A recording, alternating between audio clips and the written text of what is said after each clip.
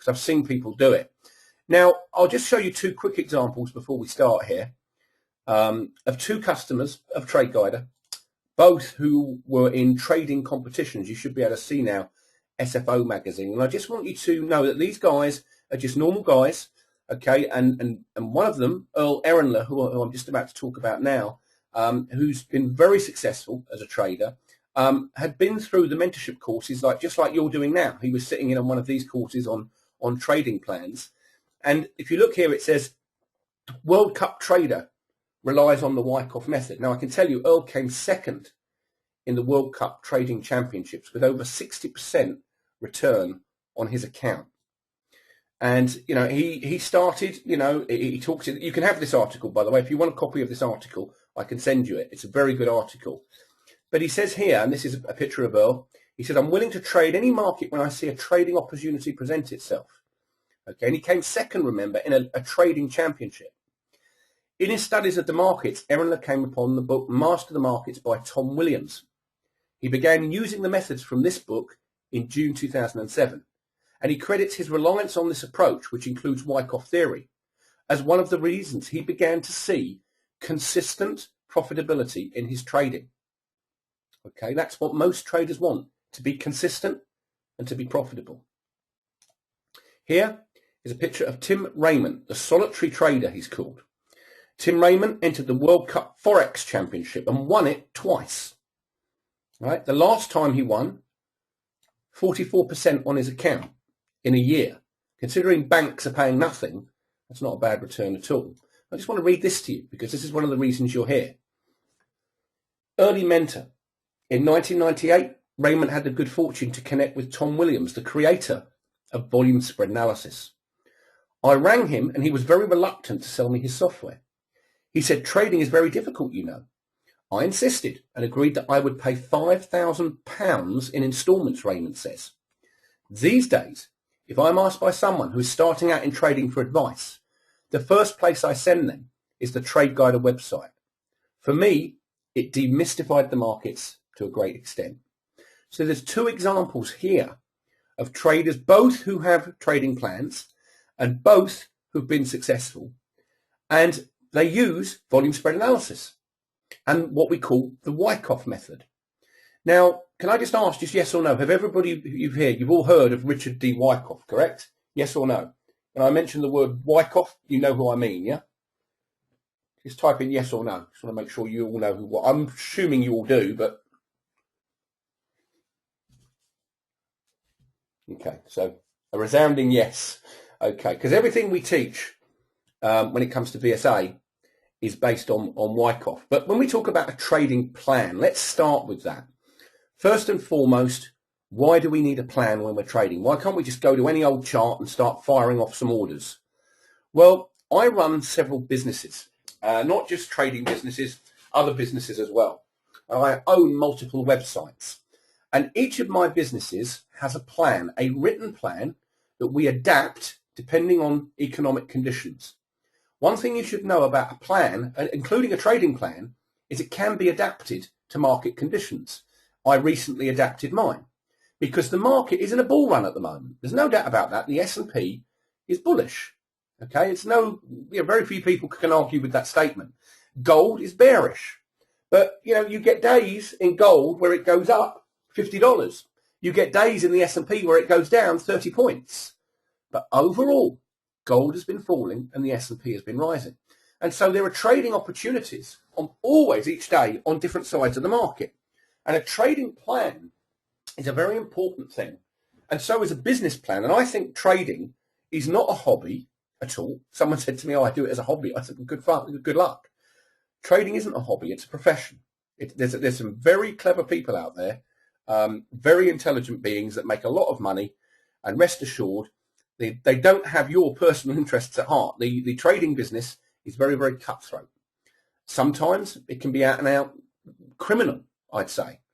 But other times there's legal and ethical opportunities to make money in the markets when when a market is being moved deliberately.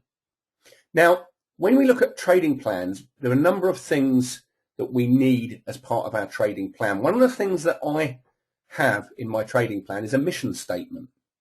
Now, What is a mission statement, you might ask? Well, it's a statement of what you as a human being are wanting to achieve with your time on this planet. And it's a mission statement about you, not about the company you work for or whatever your business is. It's about you individually.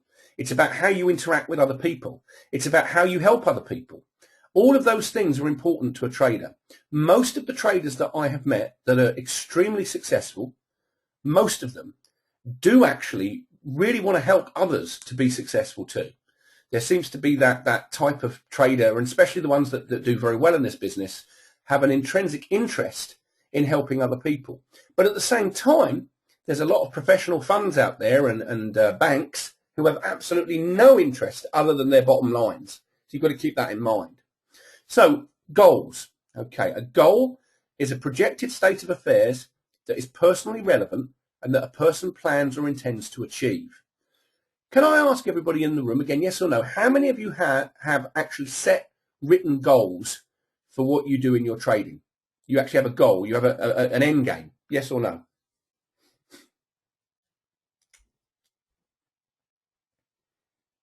Okay. So far only 3 people said yes. Amazing.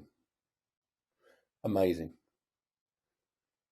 That is amazing. Yeah, I think you're going to enjoy this seminar, because one of the things that's so important in life in general is to have a goal, to have a purpose. It's so important. It doesn't matter whether, forget trading for a minute. Anything you do, it's important when you wake up each morning to have some sort of goal, whether it's a daily goal, a weekly goal, it could be a 5-year goal. I have something called a vision board, which is where I look and say where I want to be in 5 years' time is X, Y, Z.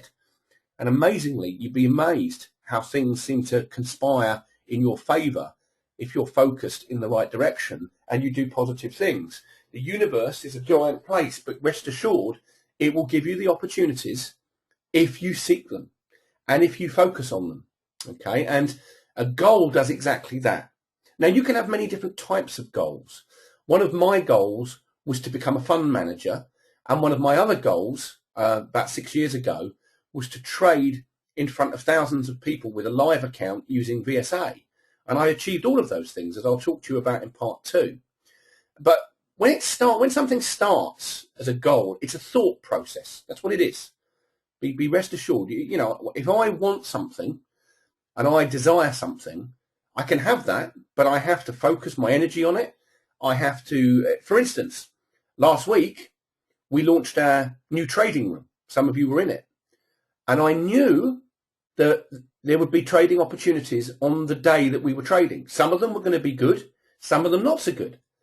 But I visualized before we started the day what I wanted to achieve by the end of that day. And lo and behold, we achieved it.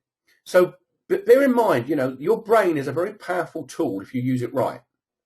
And if you have a goal and you write that goal down, whatever it may be, it could be a trading goal. I mean, some of the goals that I've seen people write down, and I do urge you, by the way, to have a pen and paper ready as we move through this, because some of the things I'm going to ask you to write down, okay, so do see if you can make sure you've got a pen and paper handy. And one of the things I'm going to want you to think about, just for the next 2 minutes, we'll just be quiet for a second, is think about what you really desire from your trading. And if you want to, I won't mention your name, type it in so I can see it. Okay, so what is your goal? And just have a close think about it and write it down. What do you want to achieve? You might say, I want to double my account in 6 months. Okay. You might say, I just want to have a profitable week in the market. Someone said that a few weeks ago. There's another, I was just about to say, another person said, I want to do this full time and give up my day job and become a full-time trader. There's many people who say that's their goal. And that's a very realistic one. Just so you know, I'm a former police officer. So, you know, work this one out. How does an ex-policeman from London turn into an author and a trader and travel the world doing seminars? Trust me, if I've done this, anything's possible. Tell me. It can be done. So think about your goal now. What do you really want? And write it down. If you've got a pen and paper there, put my goal. And it could be more than one, by the way. Yes, John, you can have more than one goal, because you can. I've got multiple goals in different parts of my life. Remember, personally relevant goals motivate you. Okay, so they've got to be relevant to you or to your family. And a goal should always have something which improves your life or the life of those around you. That's important. And a goal, most importantly, should be achievable and realistic. If you said to me and someone typed in here, my goal, Gavin, is by next week at the end of this course to make $10 million in 2 days. Now, if you had a $100 million account, you might be able to do that. But if you've only got a $5,000 account, it's not realistic. And your brain will know it's not realistic. So you've got to make it a realistic goal. A goal is an intention that is activated by a planned action. Your trading plan outlines your plan's action. Okay? Your goals, and let's just have a look at some of the other comments coming in here. Quite a few of you, by the way, I'd say at least 15 of you have said you want to be a full-time trader. So that seems to be a major goal. Yeah, and a few of you are saying financial independence, and you don't want to have to get out of the rat race, said someone. Yeah, well, look, hey, I've done it. I've got multiple. Well, one of the things I learned about trading as well, I've got multiple sources of income that come into me from different areas of my life. That's also quite important, because the trouble is with trading, if it's your only source of income and you have a bad week, you sometimes get despondent and you want to give up. And I think it's very important sometimes to look at, in trading, there are different ways you can make money. You can invest in the market. Had you invested your money in stocks in 2011 and you brought the top 10 stocks in 2011, like Apple and Google, you'd have made an absolute fortune. But you wouldn't have wanted to do it in 2011 because everyone was telling you to buy gold. But most people who come on these courses do want to become professional traders. And that's absolutely realistic. But a goal has to be smart. Now, what the hell does that mean? What do you mean smart? Okay, smart. When you think in terms of SMART goals, they must be as follows. Specific. Absolutely specific. You're talking to yourself, to your inner voice. Be specific about what you want. Measurable. You must be able to know if you're getting closer to your goal or further away. Attainable. Several of you here said in the room, I want to be a full-time trader. Is that attainable? I believe it is. The fact that you're here means you're already on your journey to getting one step closer. And you've taken time to invest in yourself. I spent hundreds of thousands of pounds educating myself in not just the markets. I was very lucky, actually, I will be honest. The education I received about the markets, I didn't pay for, apart from the fact I brought the company from Tom Williams. So I suppose you could say I paid for that. But I've had Tom's time for the last 14 years to teach me how to trade properly. And he still teaches me stuff today that's quite incredible. So I have been lucky in that respect. But when you give your time and your time in you and invested in you is the best time you can ever spend. So you've got to have something that's attainable. It's got to be relevant, right? So if you're going to have a goal and trading and you say, my goal is to be a full-time trader, that's so relevant. It's got to be time framed. Do you want to be a full-time trader in 50 years? So you say, yeah, year 50, I want to get this. That's not really, really, really going to be good for you, is it? You want to say to yourself, hey, with me, I said I want to be trading a live account within 12 months of buying the company. And within 12 months, I was trading a live account. So you've got to make it an attainable goal, but you've got to make it time frame based. So when you write down your goal, make sure you know where you want to achieve it. Now, for instance, for a full-time trader, you might say, okay, how long does it take to be a full-time trader? Okay, how long is it going to take you? I get asked that question all the time. The answer is it's individual. If you put in 7 or 8 hours a day of study, like every day for the next 6 weeks, I would say within 3 months you could be full-time. If you've only got an hour a day to spend, looking at books and studying and looking at charts, it could take longer. I can tell you that, Sebastian Manby, who's a very, very good trader, he looks at charts 6 hours a day, and all he's doing is looking at principle after principle after principle after principle. He's like a machine, like a robot. Okay, and I know that for me, I didn't have to physically study hard because I would just go and sit with Tom Williams for hours on end, and he would look at the charts and explain them to me. So it wasn't for me hard work, which I was lucky at, because I'm not very good personally at sitting down and studying. I'm not good at reading books, even though I've forced myself to do it. I'm more of a visual person. I like to be involved in it. I like to be doing it. So one of my biggest problems when I started trading was I was impatient. I didn't want to sit there for 3 hours looking at a screen. I wanted to be in the market with money. And Tom said, well, you'll learn as you blow your accounts out, because you're rushing in. And he was right. I learned very quickly. You can't do that. Trading, one of the most important parts about trading is having the patience and discipline to wait for the trade. But my goodness, when they come, like last week in natural gas, I made a fortune, an absolute fortune. And it was just one trade that I knew was going to work. And it worked better than I thought it was going to work. I even sent out a trade alert on it. But it was a good trade, and they come along.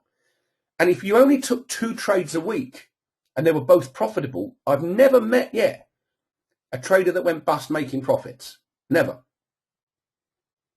So make goals less about money and financial and more about your personal development as a trader. And a lot of you have said that none of you actually typed in, I want to make 100,000 in the next 4 weeks or something. It doesn't need to be about the money. The money will come as a byproduct of your effort. Effort versus result. It's a universal law that works on charts and it works in human life.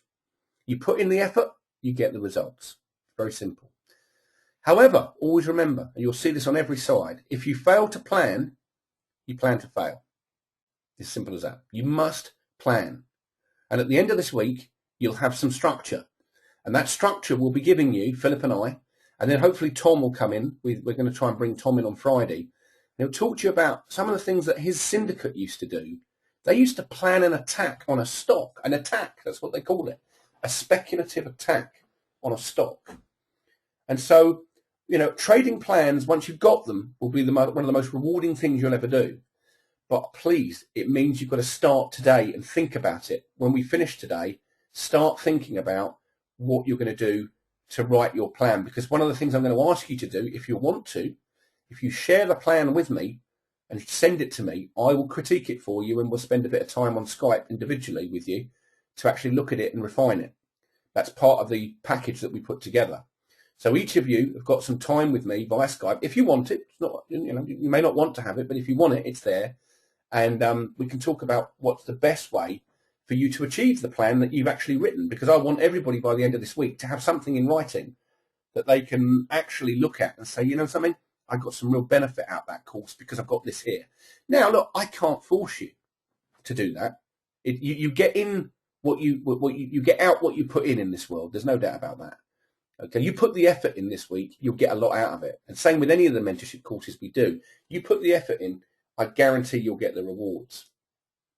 So let's have a look at goals. Okay, these are some things that I've found. I've done this course. It's the 3rd course I've done on trading plans, and I've actually critiqued about 600 trading plans in the last 3 or 4 years. All different from all different types of people. We had one guy that was a major hedge fund manager in New York, and I helped him with the trading plan. I had a guy in Canada that was running a big hedge fund there. So it's not just the retail guys that need trading plans. The guy in Canada was trading $25 million account for 2 or 3 friends of his, and he still needed some guidance. So there's people out there with a lot of money in the market that still need guidance. Rest assured. So here's some of the things I've seen from people's trading plans about what they wanted to achieve. This might help you point you in the right direction as well. So one of them, in 6 months. So this was what this person wanted to do, or these people, I should say, because it's an average of some of the things that people have said they wanted. So I've taken this over about 20 different trading plans. 1 to 6 months to become thoroughly expert at utilizing the Trade Guider software, because they wanted to learn VSA. To learn the major VSA signs of strength. To learn the major VSA signs of weakness. To identify, practice, and begin trading 3 bullish VSA trade setups. To identify, practice, and begin trading 3 VSA bearish trade setups. To attend at least 1 members-only webinar a week, which could be in the VSA Club, which I know most of you are members, could be tradingthemarkets.com, could be a Trade Guide YouTube video that you watch. They're free. Now, let me ask you all a question.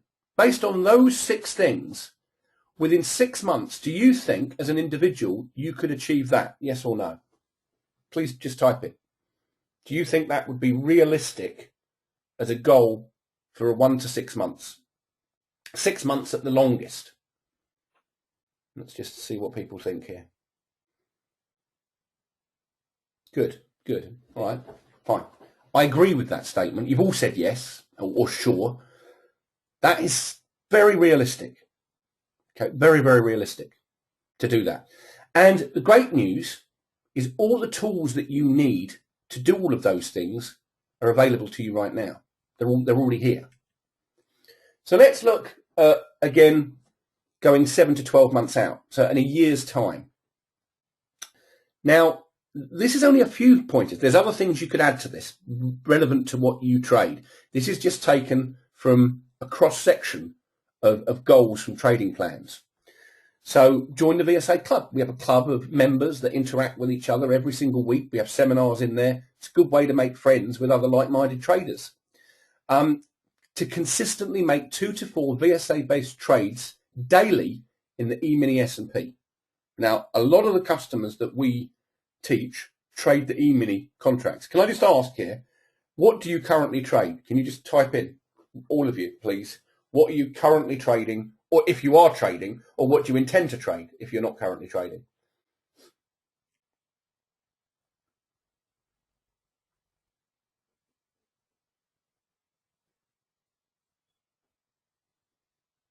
Okay, crude, gold. Oh, you trade exactly what I trade, David.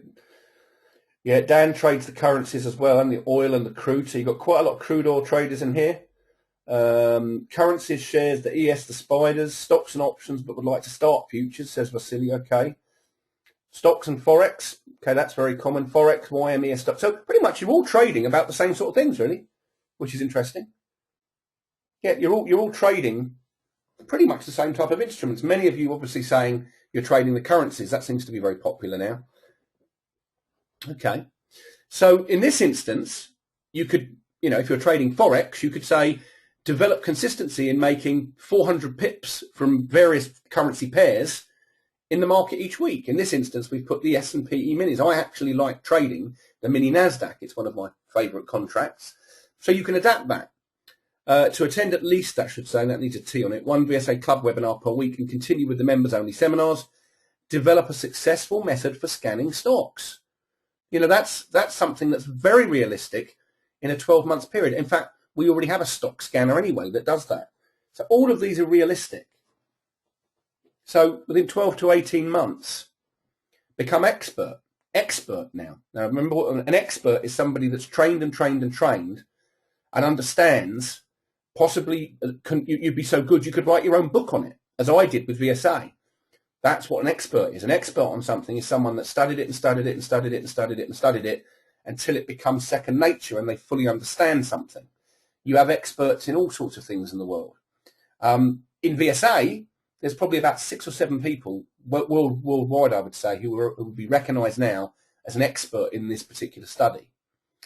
Derive 100% of income from trading within 12 to 18 months. I think that's realistic for everybody. I really do. Attend at least 1 VSA summit per year. We haven't done a summit actually since Florida 18 months ago. And the only reason for that is we've been too busy. But I will try and do a summit somewhere in 2014 where we bring everyone together from all over the world. Continue active study of the market. You know something? Even today, I learn something each week about the markets, every single week. It's fascinating. It could be because where I get most of my information from is actually from customers like you, people sharing stuff with me via email, copying me in on information or sending me stuff. I get loads and loads and loads and loads of emails with lots of great information on there. And some of it's really good information. So that I'm always studying the market. Every single day is a different day. That's what I love about trading, is no 2 days are the same. There's always another challenge to happen. Some days you get the really big volume spikes. That's where the real money's going to be made. Some days you sit there, there's nothing happening, and you ask yourself, why? Why is the market so quiet? There's always going to be a reason. So what is your philosophy? Okay, now I don't want to get into, I'm not a philosopher, by the way, but there is a philosophy to trading. Okay, and there is a philosophy to being successful. Every business has a philosophy of success for that business. In strong businesses, the philosophy is reflected in everything they do. What is your business philosophy for trading? What overarching principles will permeate every trade? Now, when I talk about a business success and a philosophy, today I went out and bought a brand new iPhone 5S, right? And I've got all my products, most of them are Apple. And I'm was a big fan of Steve Jobs, who was an absolute genius. I mean, a genius of our time. And everything about his philosophy was perfection. I strongly recommend, by the way, you read his autobiography. But it's very, very interesting that, you know, I buy those products because I know, A, they're very, very good and they're reliable. B, I know what I'm getting for my money, and it's not necessarily the cheapest that I go for. And C, my whole family are all geared into the same networks as I am, so everything's set up for me. Now, when you're trading, you need to have a philosophy of success. You need to believe in yourself. That's very important. But you need to understand that trading is a business rather than a hobby. And what principles are you going to be looking for in every single trade you take? And we'll talk about this when we go to the chart. We're actually going to do some live trading on Thursday. Possibly Wednesday as well, because there's a lot of money coming in from the Federal Reserve this week. So there should be some good setups. And I'm going to show you how I trade my own trading plan. And I'm going to show you the rules I follow. And sometimes, occasionally, I actually break those rules. Very rarely. I did it last week. I broke a rule and I lost money in a trade. You know, and I showed the audience, I said, hey, you know, guys, I was aggressive. I took an end of a rising market trade in natural gas. And the market tested it immediately, went up against me, and I got stopped out. So I went back to my trading plan that night, looked at it and said, you know something, I didn't wait for a change in behaviour. I broke a rule. Why did I do that? I did it because I was in a live trading session and I wanted to impress people, and that's wrong. And I know it's wrong. Tom's told me that's wrong. But nevertheless, we all get to those situations where, especially when you're in a live trading event, you want to please people and make a good trade. As it happens, the NASDAQ trade we did a few minutes later was brilliant. So there's always good trades there, but you just got to wait for them and recognize them. So ask yourself, what is your philosophy of trading? So here's just an example, okay? Yours can be built around this, but these are the sort of bullet points that you want to be thinking about. Every trade I make will be based on a skillful reading of the chart, focusing on. Okay, now think about that.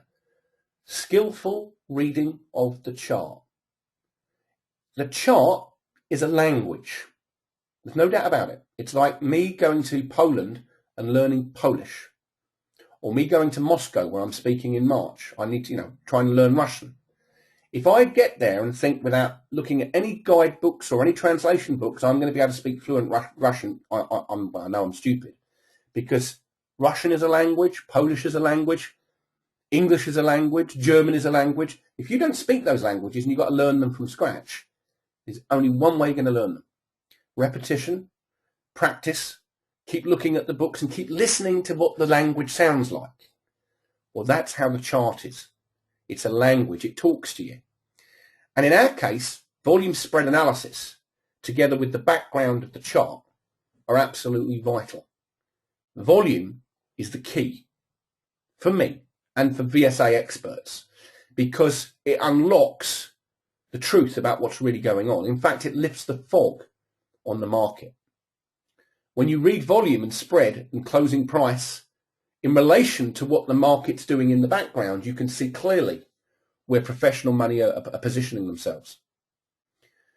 Preservation of trading capital. One of the things that I talk about in my trading plan, as you'll see tomorrow, is risk management. And you're going to hear a lot about this from Philip Friston tomorrow. Managing risk. Absolutely vital. You must preserve your capital. That means you don't risk more than 2.5% of that capital in any one position. If you do, you're in danger of losing the whole account over time. And we'll talk about some rules that you can follow, because one of the things, the first and most important thing about trading is at the end of the week, you want to know you've made more than you started with. Just like we did in the public account last week in Trade Guider. The account's only $5,000, and I made 3 trades publicly last week. One of them was a loser, 2 were winners, but the 2 winners netted $1,900. The loser netted $187 loss. So overall, I was up more than I was down. That's how you know if you're a good trader. Simple as that. The figures don't lie. Same as in any business. You're either making a profit or you're not. You've got to have some predefined setups. You've got to know what you're looking for. No point just looking at a chart and saying, well, I think I'll go long there because of, that colour's green. No. Understand why there's a green signal there in Trade Guider. Understand the underlying reason that Tom Williams has taken the trouble to give us a dialogue box for us to read. Here on this chart of the euro, okay, you can see there's a big dialogue box on the top of the chart here as the market's falling, and there's some in here. Okay, the dialogue box is explaining to you what's going on, and it tells you what to look out for. All of this information is absolutely golden, but you'd be surprised how many of our customers never even open a dialogue box. They just say red, sell, green, buy. That is not what Trade Guider is. Never was designed to be. And if you use it like that, you won't get the best out of it. You must understand the underlying reason that the signal or the VSA principle has appeared. And then you will be able to interpret it for yourself correctly and make successful executed trades. Superior returns as a result of sound trade selection and skillful trade management. A monkey can push a button and go into the market. It's very easy to do that. But to know why you're staying in a position, to know why you're going to exit a position, to know why you took the trade in the first place and understand it, that's what makes a skillful trader. And that's what makes a successful trader. So ask yourself, what are your strong points? Be honest with yourself. Write them down right now. Even type them in. What do you consider as an individual out there listening is your strong points at the moment? Feel free to type them in. I'd like to see. I don't have to read them all out, but I'd like to see. What do you consider to be your strong points as a trader? What are you good at right now, do you think? And just make a note of those. What are your strengths? Start focusing on what you think you're good at. I just want you to start writing those down. Just make a note of them on paper and write down just a few things. It only has to be 2 or 3 points that you think I've got strength in these areas.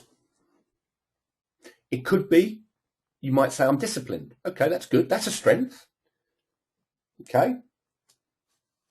You know when to find good entries and you know when to exit, someone says. Yeah, good. You understand VSA. That's a strength if you do. It's good. I can see some of you here have been customers for over 5 years, so I'd hope you'd have a good sound knowledge of volume by now.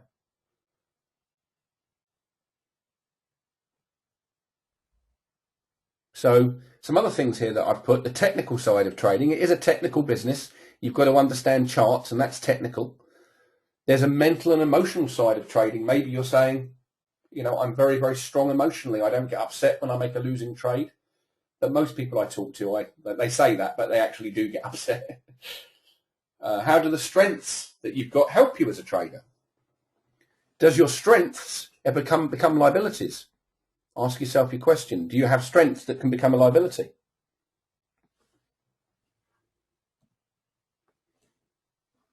And what are your limitations now? Think about that. What hurdles have you got to overcome?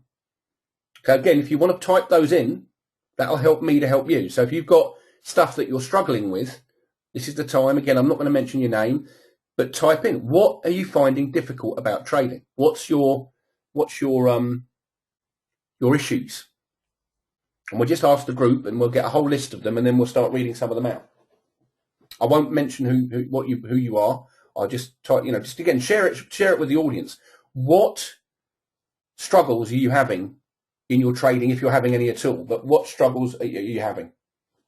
And I'll bet you a lot of these will be the same, because they always seem to be.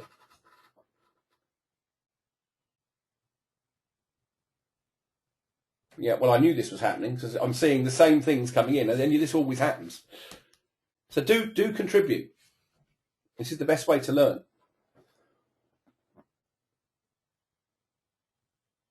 Okay, so I'm just going to read some of these out. Well, several of you said, I exit my positions far too soon. Okay. A couple of people said, I'm very poor when I make a loss, meaning you don't deal with it well. Okay, that's almost everyone I speak to has that issue. They don't accept that the trading is a business which involves losses as well as profits. No plan to execute consistent profitable trades, which can lead to confidence erosion. Totally agree with that. Yep, and this is what this course will help you pick up on. Because one thing you need it to be, one thing you'll probably see about me when I trade is I'm confident because I have a plan. I have a backup. There's not many traders out there. In fact, there's very few in the world that go and trade a live account in front of an audience of people. And I can tell you, very few do it. And it's because it's difficult and because sometimes you're going to be wrong. And it's all right, being wrong when you're on you're by yourself in your office. It's just you and a computer.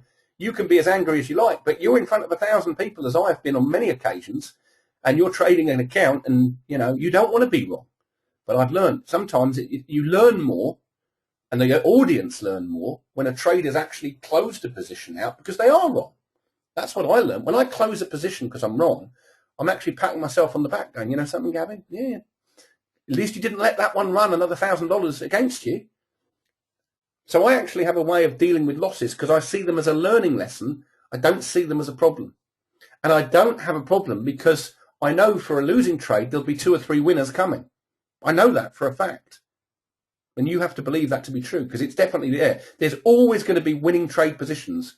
And we're making it easier and easier to find those because we've got the scanners now. A couple of you said very poor at placing stops. Most traders, and I'll share this with you, place their stops far too close to the market and they place them on even numbers. You must always place a stop on an odd number. And my stop loss now on the NASDAQ is 17 ticks away from the market. Some people can't carry that sort of stop, but I trade less size. So I'm carrying a wider stop because I know in trading, professional money gun for stops. That's their job. And if you're too close, it's ironic. Most educators out there teach people you've got to have a really tight stop, reduce your risk. Now, if you have a tight stop, you're really clever. And then after 10 stop outs and they've made no money, they say, well, I don't understand. And the educator says, oh, well, no, well done. You managed your risk there. You got stopped out 10 times, but you managed your risk. Rubbish. What a load of nonsense. All right. You want to be in a trade and make money. That's the idea of it, not to get stopped out 10 times. When we do the live trading on Thursday or Wednesday, it may be, I'm just going to look at when the Fed are putting the money in. I'll show you about where we use what we call trailing stops. And one of the things, my key objective in my trading plan is to get my stop to break even without getting stopped out as quickly as I can, so I can then let the trade and relax. And then because, look, even myself, been doing this for 14 years, you do, when you're in a trade, have emotional responses. I'll talk a little bit about those in part 2 here. About how you deal with those emotional responses. That's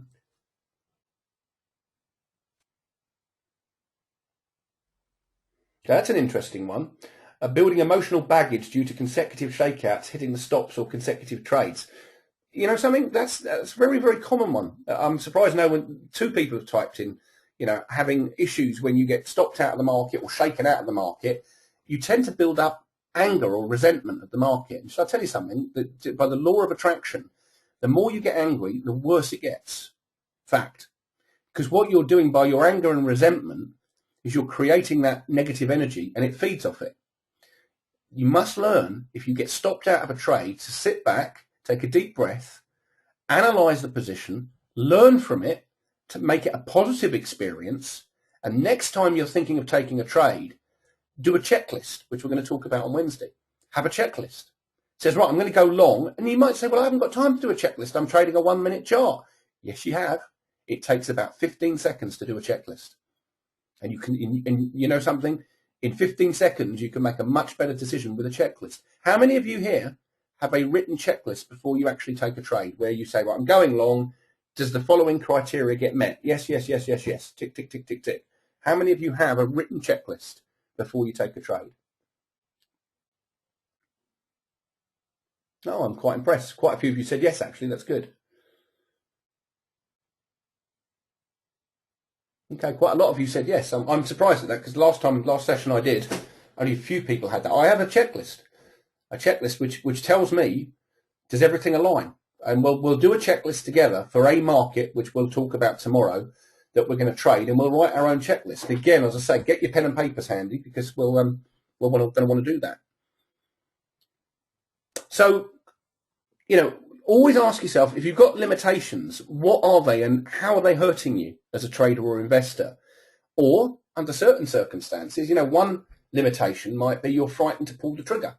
Okay, there's a lot of people tell me, Gavin, I get so close. I see the principle, and I've got my real account there. And I just can't do it. I can't pull the trigger. I just don't. And then I watch the market go in my favour, and then I'm kicking myself that I didn't get in the trade, and then I chase the trade and lose some money. But that limitation of not wanting to pull the trigger might be a benefit to you because it might say, well, I'm not over trading. I'm only trading once or twice a day because I'm fearful. But the one or two times I do trade, you want to try and turn that into a positive experience, not a negative one. And the other thing, limitations people have as well, is they look at too many charts. I don't know how you've ever done that, where you're looking at so many different instruments trying to find a trade.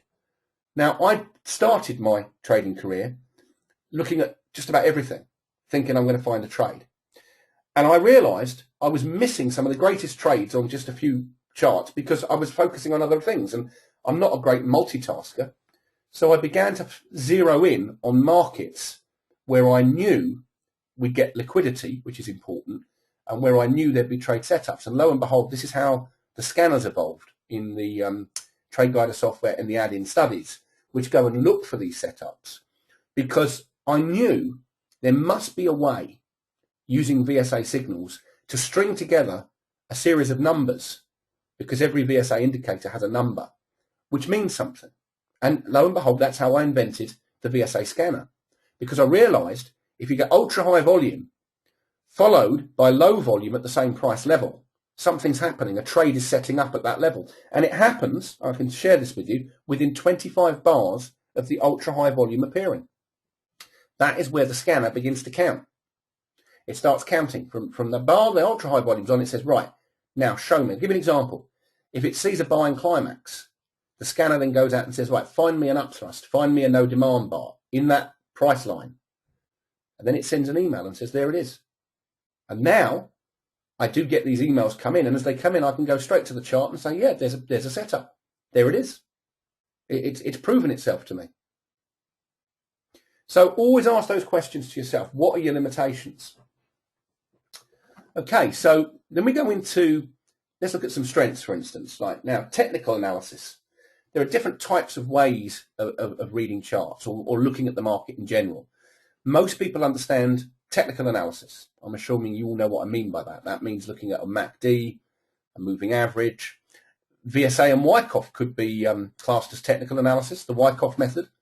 Then you've got fundamental analysis, where you're relying on experts, if you like, in their field to tell you what the market's going to do. You've got to be very careful of those experts, though, because one of the things you might find is the information you're getting may not be what you think it is. For instance, a lot of experts were forecasting that the retail public should be buying and investing in gold to protect themselves in August 2011. Of course, that was rubbish, as we all know, but the majority of the experts were forecasting it, including Goldman Sachs.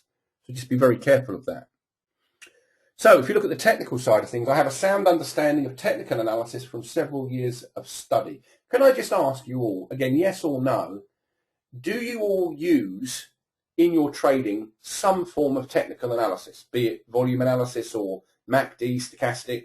Yes or no? Do you currently all use some form of technical tools in your trading?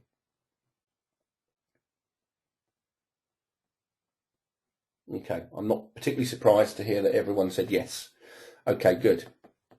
All right, so here's again taken from several trading plans, but I have a sound understanding of technical analysis from several years of study.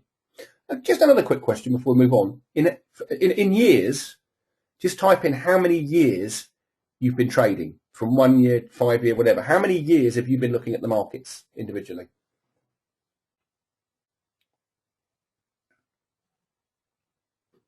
Okay, so we've got 4, 20, 7, 10, 7, 10, 8, 4, 9, 2, 1, 6 months, 5, 18.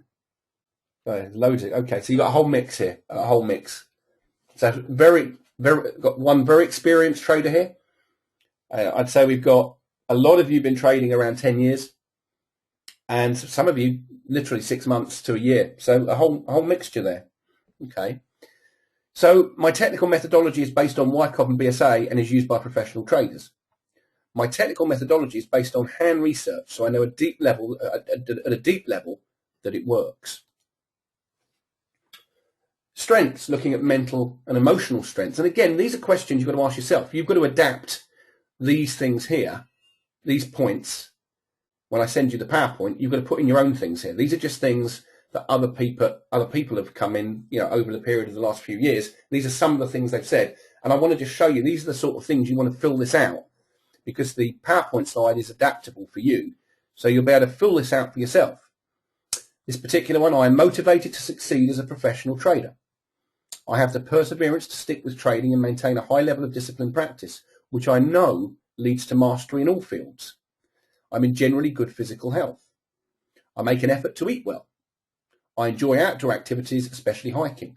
Why is that relevant to trading? Very relevant to trading, okay? Because it's a lifestyle. Trading is a lifestyle. I'll be under no illusions about it.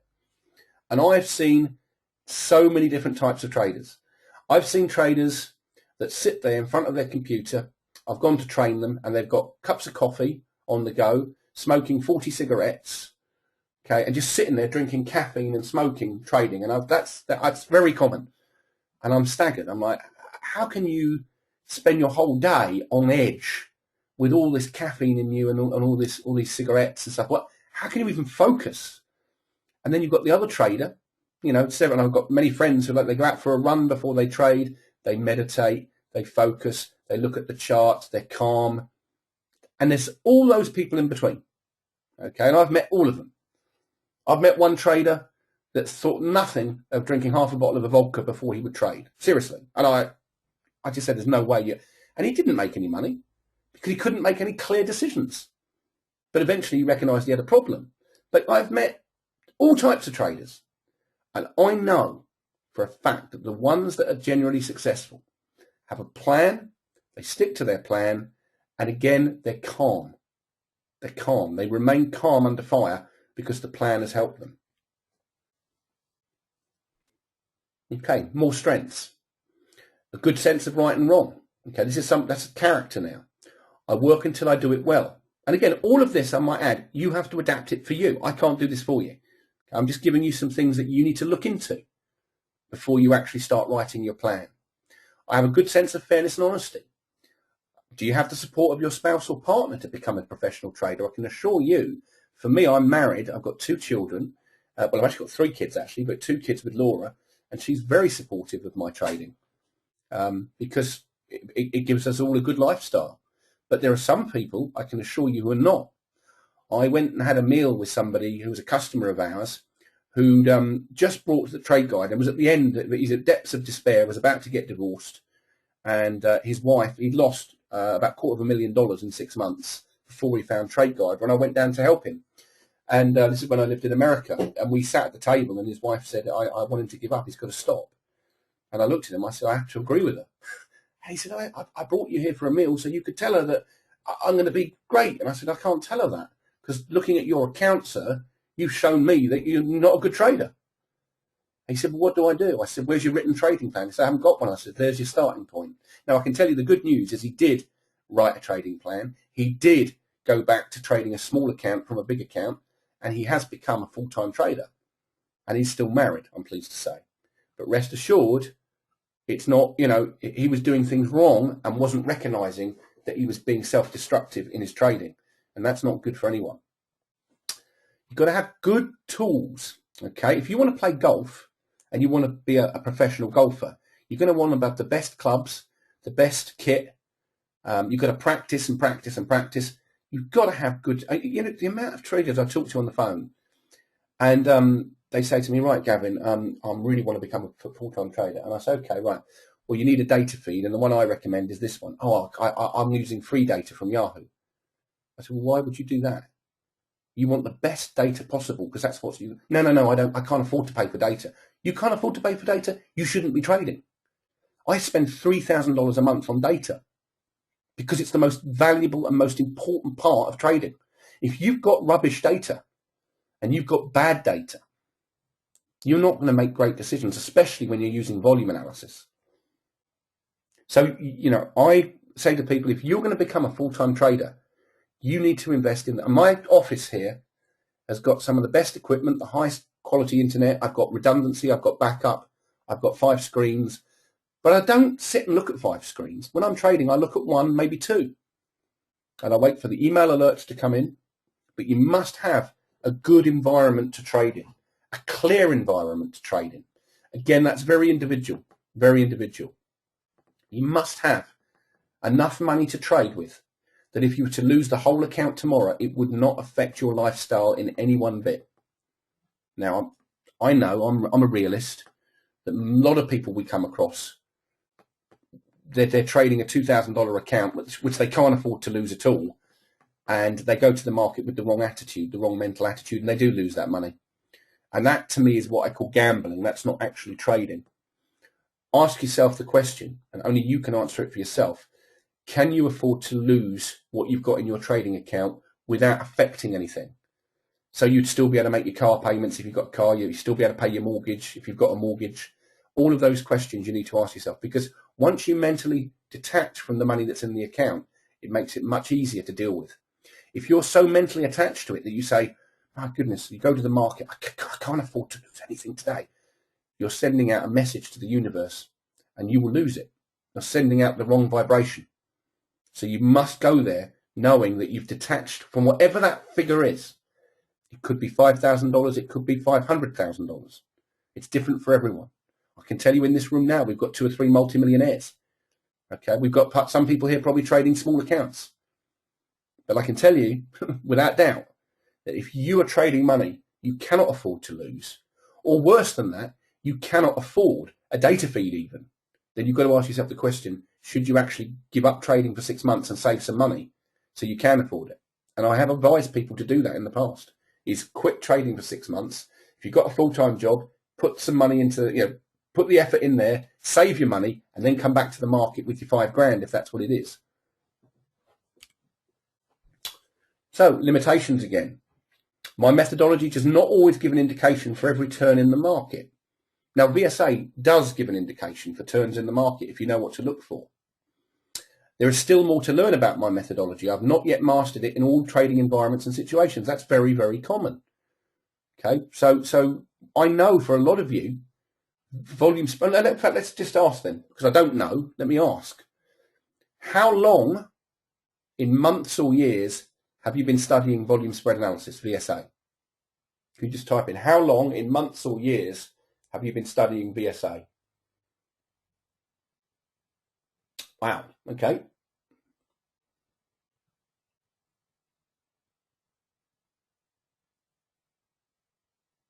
Well, this is fascinating. I can tell you all, apart from 3 people now, that the majority of you have been studying VSA for less than 12 months, which is interesting. I thought it would have been more than that. Yeah, so the majority of you here have been learning the VSA method for less than a year anyway. Okay, that's interesting. That's good for me to know that as well. So there's definitely, learning VSA is as simple as keep practicing, and eventually the light bulb will go off, as it did with me.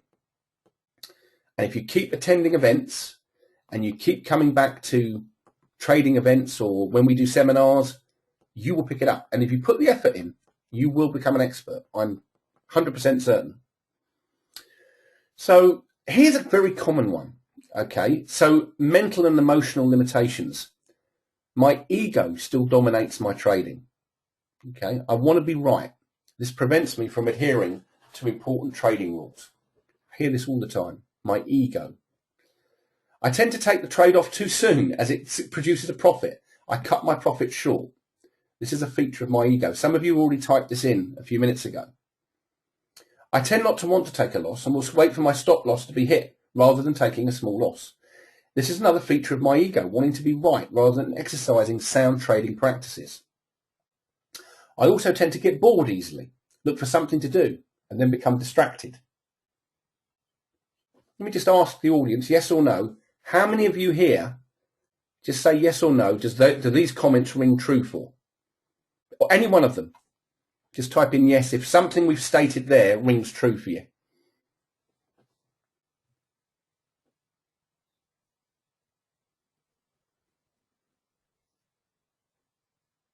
Yeah, and I expected what I've got. Everyone said yeah. Everyone who just typed in said yes. Okay, because this is taken from a multitude of trading plans. These are the most common things that we see. But the idea of this week is we're going to fix some of these for you. This is another one. Okay, I'm a very organised person as an individual, and I'm very particular about my trading space in my office. The environment that you trade in is actually vital to your thought process. Some people naturally are just untidy. I personally find that keeping my desk as uncluttered as I can, and that's difficult with two children that keep raiding your office, but I've got a 3-year-old and a 4-year-old. But, you know, I try to keep the desk when I'm trading as organised and uncluttered as I can and keep things simple. So I know if I need to do something, I need to find something, I can find it simply and easily.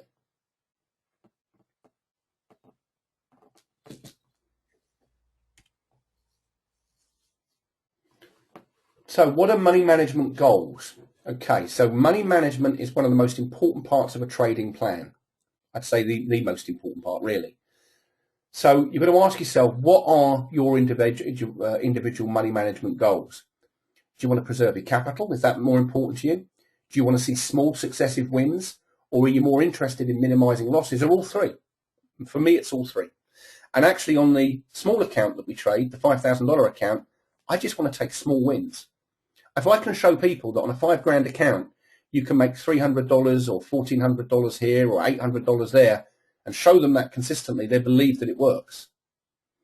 So how can you achieve your money management goals? And I'm going to ask you now to write down, what is your key money management goal? All right, what do you really want to achieve from your capital? You don't have to type it in, you can just write it down on a piece of paper, but think about it because it's important. Money management is critical to surviving in the market and making consistent profits. In order to protect my capital, I must always use a stop loss order, ideally placed in the market. Can I ask everybody here, yes or no? Do you always use a stop loss in the market somewhere, even if it's close or far away? Do you always use a stop loss? Just ask the audience. Okay, quite a couple of people here saying no, which is interesting. But the majority now saying yes. Yeah. Well, let me also share with you, I always have a stop loss in the market. Always. Okay, without exception. And the reason I have that is intraday trading, I have a mental stop, which I use, but I have a stop loss further up. So if we have a flash crash day, or if we have an unusual black swan event, I have got a position in the market where I can argue with the broker that I had a order in there. Even if it didn't get filled, I could go back, if I'm trading futures, to the NFA and say, look, I had a stop in here. Now, a stop isn't a guarantee, by the way, just so you know.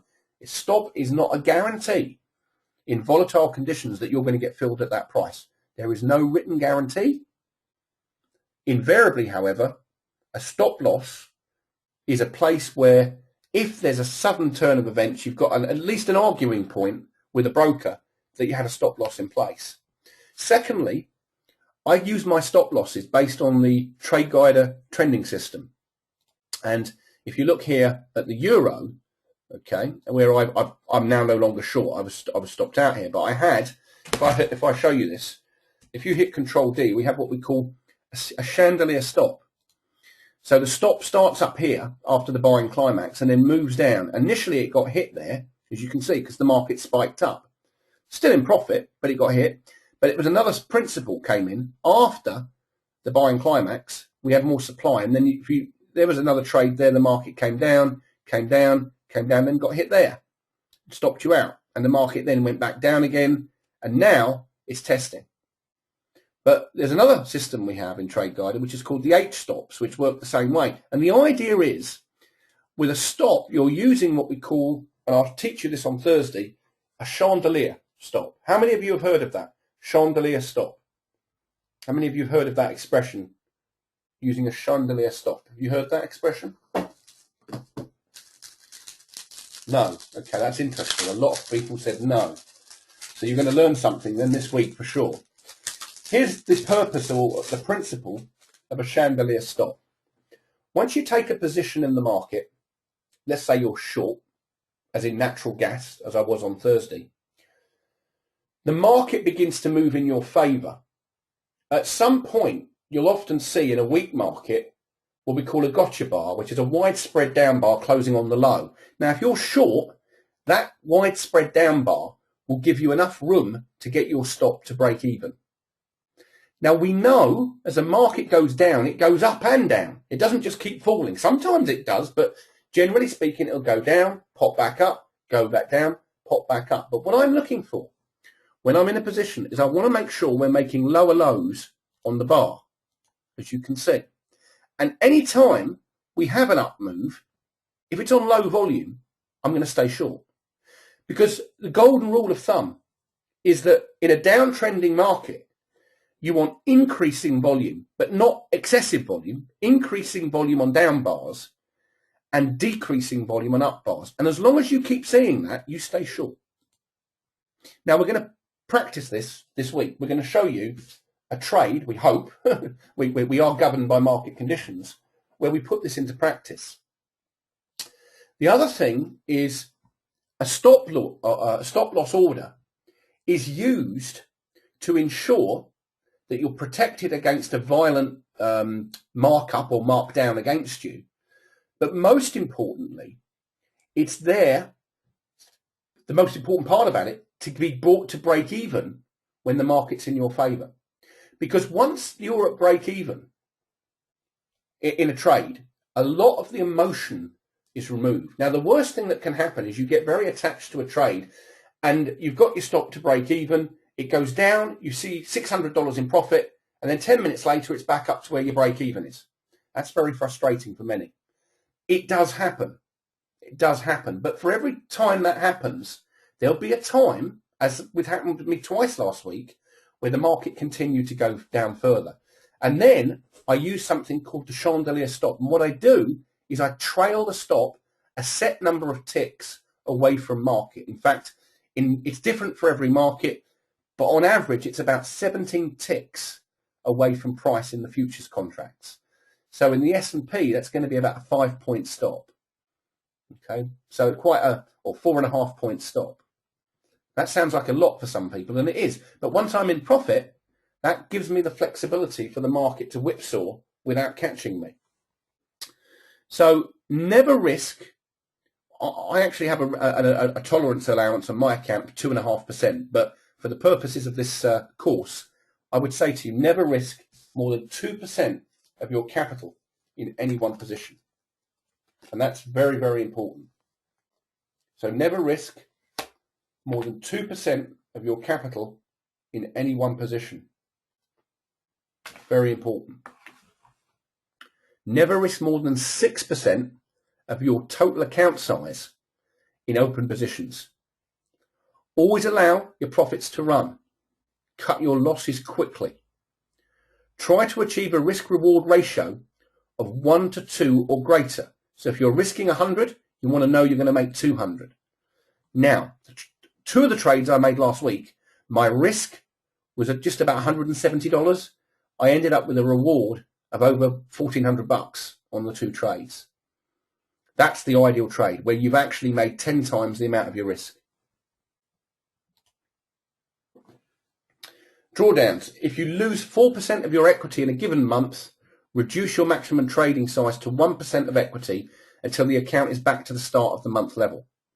If you lose 8% of the equity in a month, continue to monitor the markets, but do not trade until conducted a review of my losses and understood the development needs that they highlight.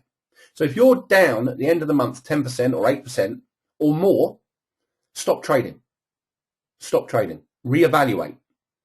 Okay. Sometimes one of the biggest problems traders have is they overtrade. They overtrade. And this causes problems because, if you're in a situation where you find it difficult to sit and watch a chart and you become distracted or bored, you tend to press the button when there isn't a trade there. That happens it's very common.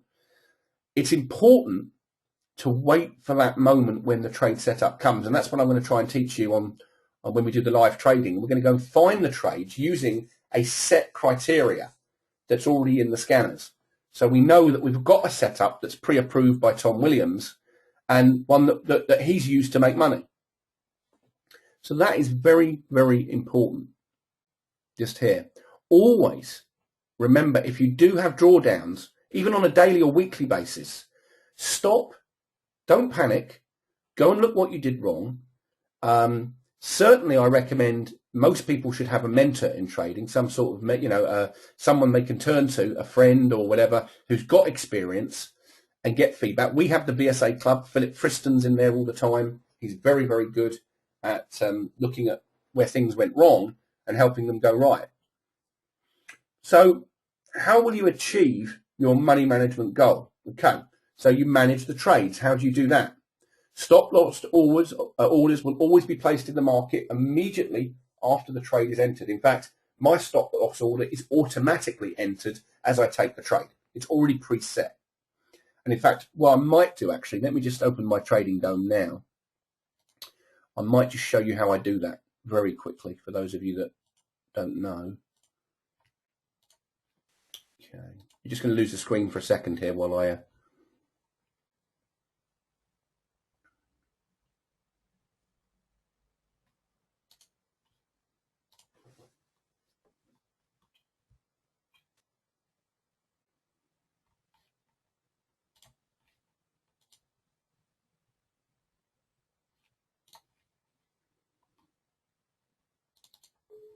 By the way, if you've got any questions, please do type them in while I'm opening the trading dome.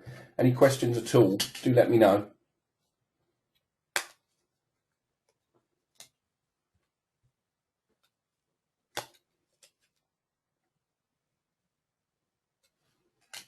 Okay, let's just open the dome here.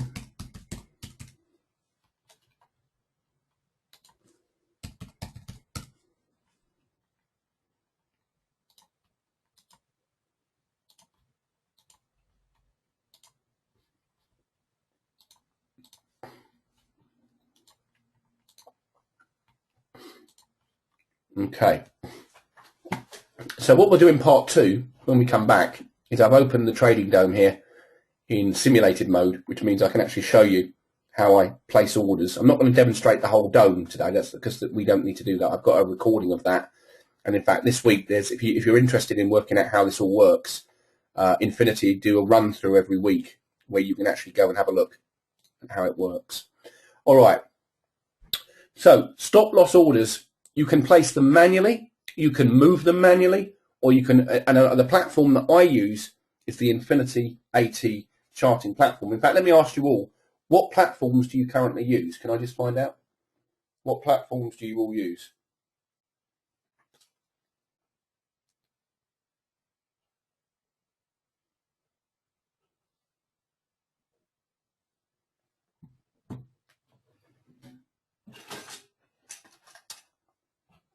Just wait for a few people to type in here.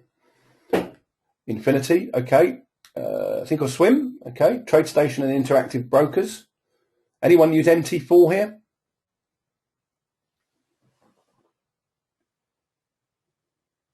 Anyone use MT4?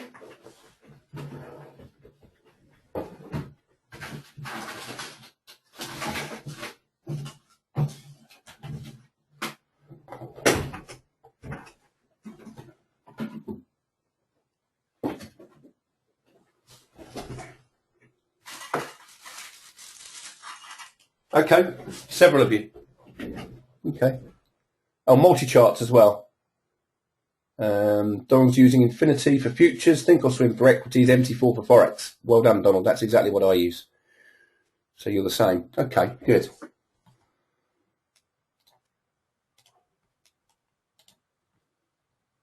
Right, let's just see what's going on in the markets right now. Interesting. Crude oil's come down to 92. That's good news.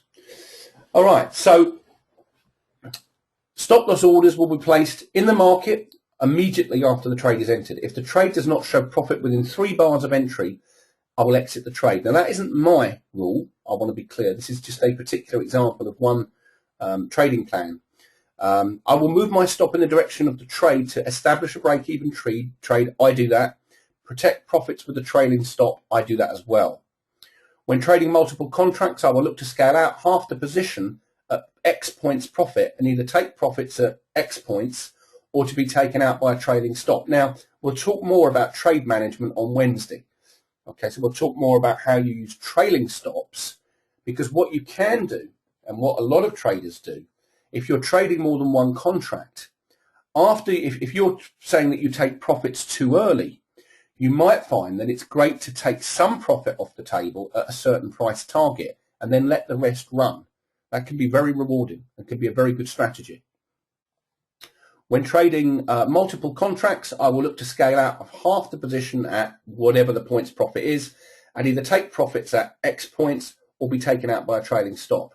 When trading a stop, I will trail the stop until I see a sign of weakness or a narrowing net gain of the closes.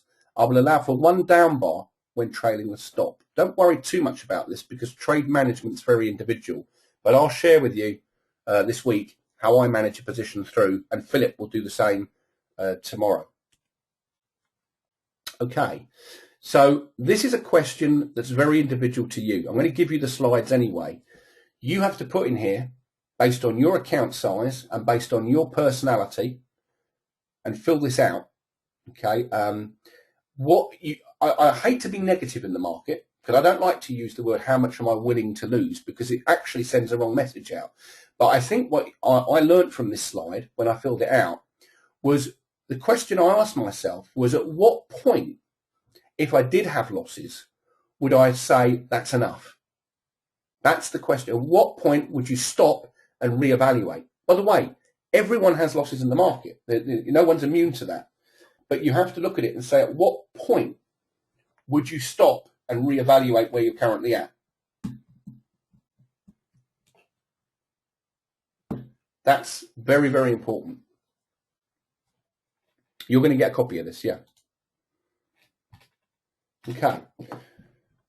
So, money management. Okay. Now, look, this is looking at the S&P 500, okay, which is $12.50 per tick.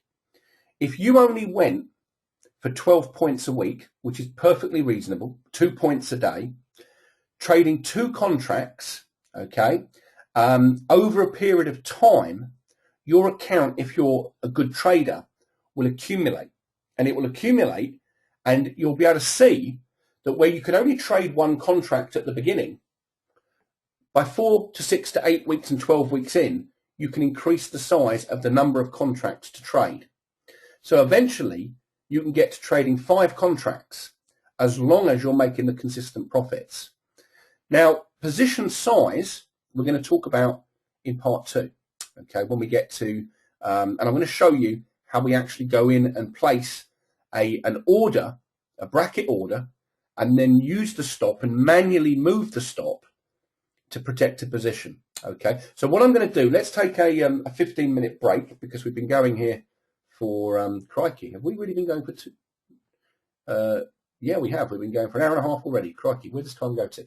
All right, let's take a 15-minute break, everyone, because I know there's a lot of information here that we've got. I'm going to pause the recording, and let's come back here in 15 minutes' time. Go and get a glass of orange or whatever, cup of tea, cup of coffee, and I'll see you back here for part 2, where we'll complete this and talk about money management and, most importantly, achieving your money management goals.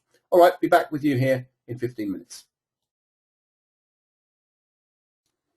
Okay, welcome back everybody to part 2 of day 1 of the BSA trading plan. So one of the things we're going to do now, I'm going to show you on the platform just how you can actually put in an order entry in the futures market This is much the same for most other markets as well. Okay, so this will be much the same. Okay, so what we're going to do is we'll bring up the platform. Let's go and have a look at, let's say, gold. Okay, now this is, let me just be very clear, this is not an actual, this is on a simulator. This is not a real trading platform because I've opened it in simulation mode. You can always tell that because the color of the platform is blue and we've got sim, okay, S-I-M. Now, if you're using what we call a simple bracket order, okay, there are different types of brackets. You can use a trailing stop, a multi-bracket, but I'm going to use a simple bracket order. Now, what this means is I've already preset a profit target and a stop loss. So the minute I put my order into the market, let's say we're going to trade 2 contracts or 3 contracts in gold, okay? Now, I'm not taking a real trade. Please be very clear. This is just to show you how you can actually, at the click of a button, have a stop in the market automatically. You don't have to go and add it. And then you can move it up and down accordingly. So let's say we've gone, let's just go long gold. Okay, we're going to buy gold. Okay. Now, you've got this option of quick click, which also works as well. But if you just click on for the moment, we're just going to go straight in and buy at the market. All right. We're not going to even join the bid. We're just going to buy the market. Okay. Once I click on that, as long as that auto is set with a simple bracket, you'll see it'll put a profit target in at 36 ticks and a stop loss in at 11 ticks. Here we go. Okay, now we're in. So you can see now here underneath me is the stop loss. It's automatically in the market. All right, so I've automatically got protection. If I'm trading my live account here, all right, I know if the market goes against me, I know what my risk is. I know what my reward is. Now, if I click off Auto Center here, which is at the top, and scroll up, you'll see where the profit target is. Now, all of this is manageable by left-clicking and moving the stop losses and the targets wherever you want them. So let's say we wanted to scalp this and we were looking for 4 ticks. Okay, we would move our target down to right there. Okay. So we're looking for, let's say, 3 ticks of the market to make $90. Let's say we want to reduce our risk. We don't like the fact the market's going against us. We left click, we move the stop up. It's as simple as that. It's a one-click process. All right. Now, when you do this, there are ways, which I'm not going to spend time on here today because we're talking about trading plans, but we will do it on Wednesday and Thursday, where you can set what's called a trailing stop. Okay. Just here. And you can trail the stop. Okay. At a certain distance to the market. Okay, so you might want to use, like I use, as a 17-tick trailing stop. All right, and then you can send the trailing stop at different levels, which we'll talk about on Wednesday. But simply put, you can manage this position through. If you want to get stopped out, look, you say, well, I don't like this trade. You can actually flatten all positions, okay, so you can get out the market quickly. If let's say it's going against you, you don't like it. See, it's just jumped up now, as you can see there. The market popped up. So now you could move the stop to break even. All right, so now we're at break even. You can move your profit target higher. And if the market jumps back up, you can start moving the profit target up. If it comes back down and stops you out, now let's move it to 1 tick here. So now, there's our entry price. We've now moved our 3 contracts to here. We're $90 up there. If it pops up, what I can now do is move my target higher. As this moves, you would then move with the market. Okay. Any questions so far on this?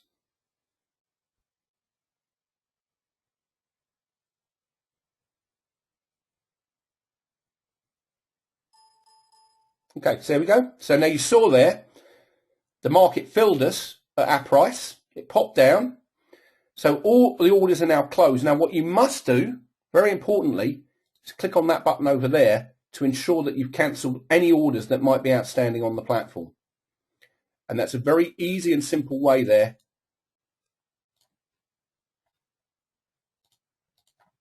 Okay. Any questions on I mean, we'll give you a more detailed run through of the platform when we're trading on Wednesday or Thursday. Is there any questions so far on that one? Let me just wait and see.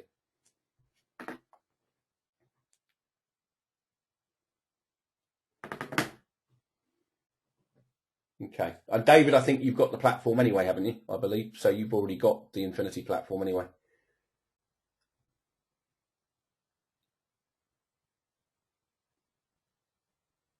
Yeah, that's what I thought. Okay, let's carry on then with the elements of the trading plan. So the trade setups, most important part, I suppose, is you've got to know what you're looking for. And we're going to get into some setups when we trade live during the week. Trade setups are the methodology of trading. Each trade setup should be specified in concrete terms. By writing down your setups, you create a useful checklist that can be used before a trade is taken.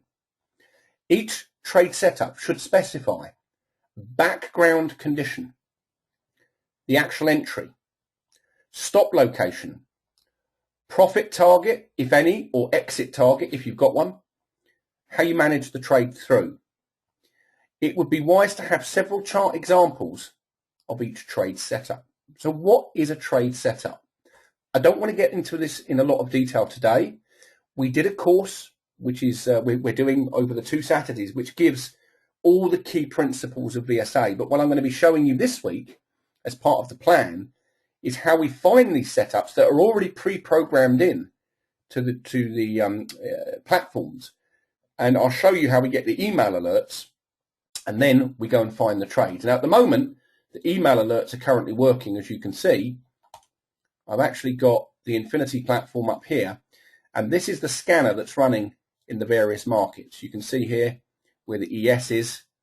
Not doing very much today because it's testing. There's gold. There's silver. There's the Australian dollar, which looks like a potential long. If you want to do anything today, I'd say probably the Aussie dollar looks like it's going to go higher. And we can tell that because all of these are aligning in green, and we've got a test on the 60-minute chart. So any sign of strength on that 5-minute chart would probably be a good trace to actually look for a long position here. That's how I look at it. Canadian dollar, mixed messages. Euro, yeah, that's coming down a bit, and I expected that to happen anyway, so that's coming off. Natural gas has recovered. It's gone up higher. Okay, so the trade that I got last week was in here, and now it's found a reversal when it's actually moving higher. British pound, yeah, that's coming off. Yeah, that's a nice, that'll come back down. Japanese yen, still moving higher. You can see it clearly on the 60-minute chart. Look, nice reversal there. Any no supply bar there, that would be a good place to go long on the yen. And crude oil, again, I thought this would happen. It's come back down to 92. I still think we'll go lower. And I think you'll get a trade alert today if you're a member of tradingthemarkets.com looking for shorts in crude. Okay. So when we talk about each trade setup, this week we're going to give you 6 trade setups that I use, the highest probability ones, and we're going to see if we can find them in the live market.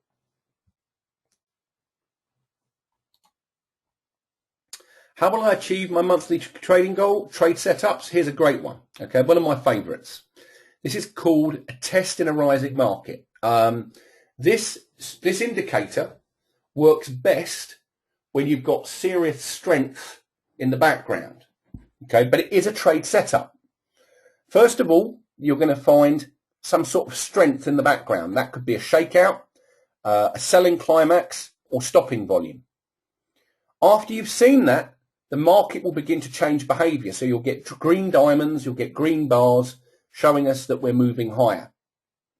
Once this sign of strength has been tested successfully, we look for the market to demonstrate good uptrending characteristics. What do we mean by that? The up bars have a good range or spread on them. The close are on or near the highs with expanding but not excessive volume, I should say there. New highs and higher lows are being made. Any reactions are on narrowing spread from receding volume.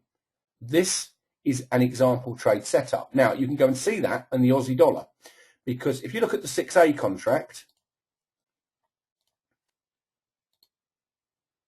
you can see clearly here that we're going up on expanding volume, not too excessive. Every time we retreat, there's no supply. no supply. Expanding volume, as we can see, not excessive on up bars, decreasing volume on down bars, expanding volume on up bars, not excessive, decreasing volume on down bars. And again, you've got a signal here, no supply. In fact, I might even go long here. This looks like it wants to be. The trouble is today could be quite a low volume day, but you've got an hour. Yeah, let's just wait. That's actually a strong setup. That's a bullish setup.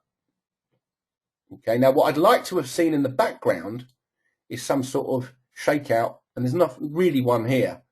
So we'd have to go to a bigger time frame maybe to see if there's anything more obvious at the bottom down there. Let's have a quick look.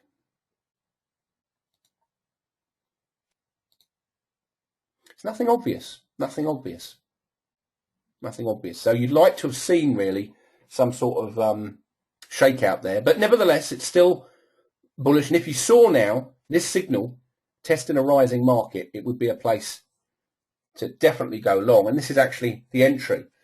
On a test bar that shows volume less than the previous two bars, closes lower than the previous bar on a narrow spread and makes a higher low. Stop location under the previous one or two bars, put no more than 2.5 points. Now this is based on the S&P, but in currencies, you'd probably put it around 15 ticks away from price, 15 to 17 ticks. Set your profit target, or you don't need to set a specific target. It's entirely up to you. Some traders like to have a measured target for the day. Others traders will just let the trade run once it's in profit.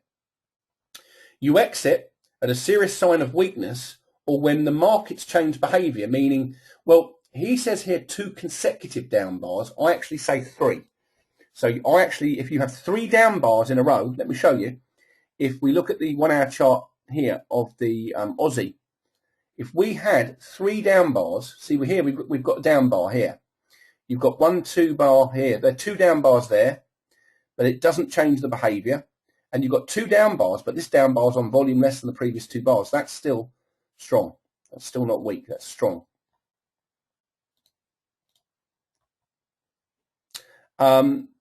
Trade management, trail stop 2 ticks under the last bar low.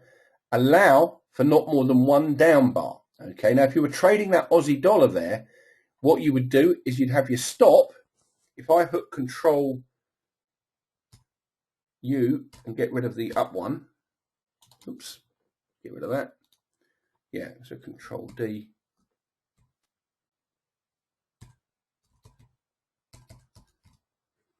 Okay, so ignore this top one. You'd have your stop underneath this far H, just here. So on the next pullback, okay, on the next pullback, this would be, for me, a potential setup because there's no serious weakness around. And this weakness that was there was tested over here. No supply, and then we responded positively. Not a lot of volume around, but I think this will go higher for the moment.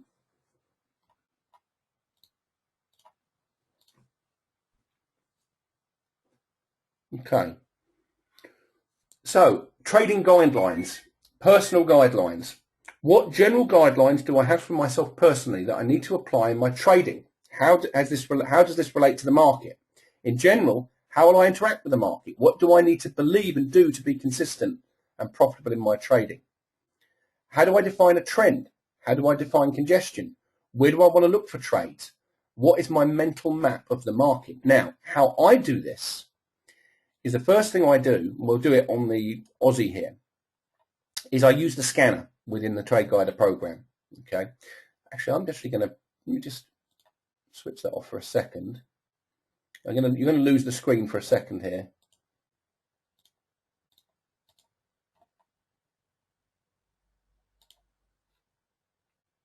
I'm just going to go into live mode on the account just in case a setup does actually come in, because sometimes they do, and I wouldn't want to miss one if it's obvious. But on this Aussie, it looks very bullish.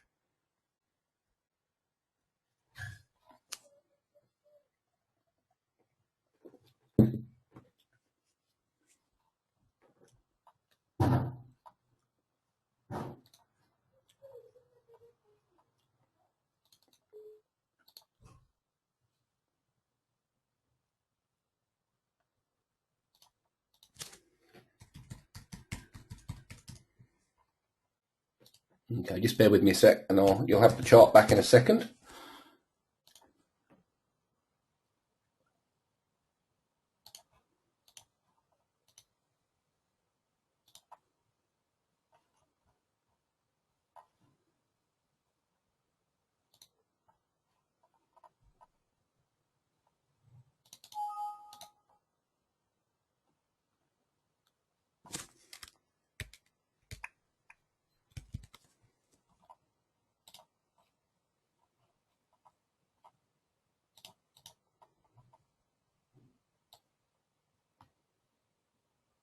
All right, so I'm just moving over into live mode just to see if there's an entry here in the Aussie, but let me just explain to you what we're looking at here.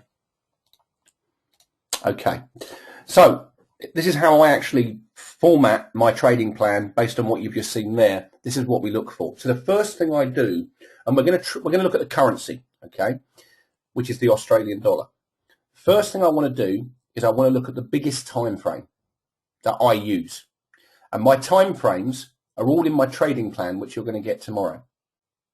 So we start off with a 4-hour chart. Now, what I'm looking for is what I'm seeing here. I want to see at least 5 green diamonds if I'm going to go long in an uptrend. I want to see the hourly chart in a strong uptrend, and an hour ago, there's a signal, no supply. On the 15-minute chart, which is the next one I use, I want to see all the diamonds green, which means we're in an uptrend.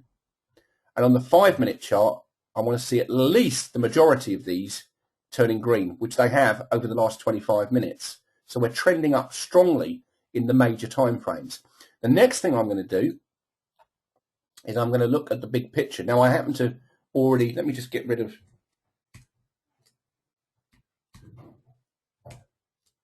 the chandelier stops here. Now, I've got a lot of lines on here. I don't want to confuse you with the lines. They're what I call my trigger numbers. But we are in a big downtrend on the 4-hour chart. Okay, so we've got to keep that in mind. We're in a big downtrend here.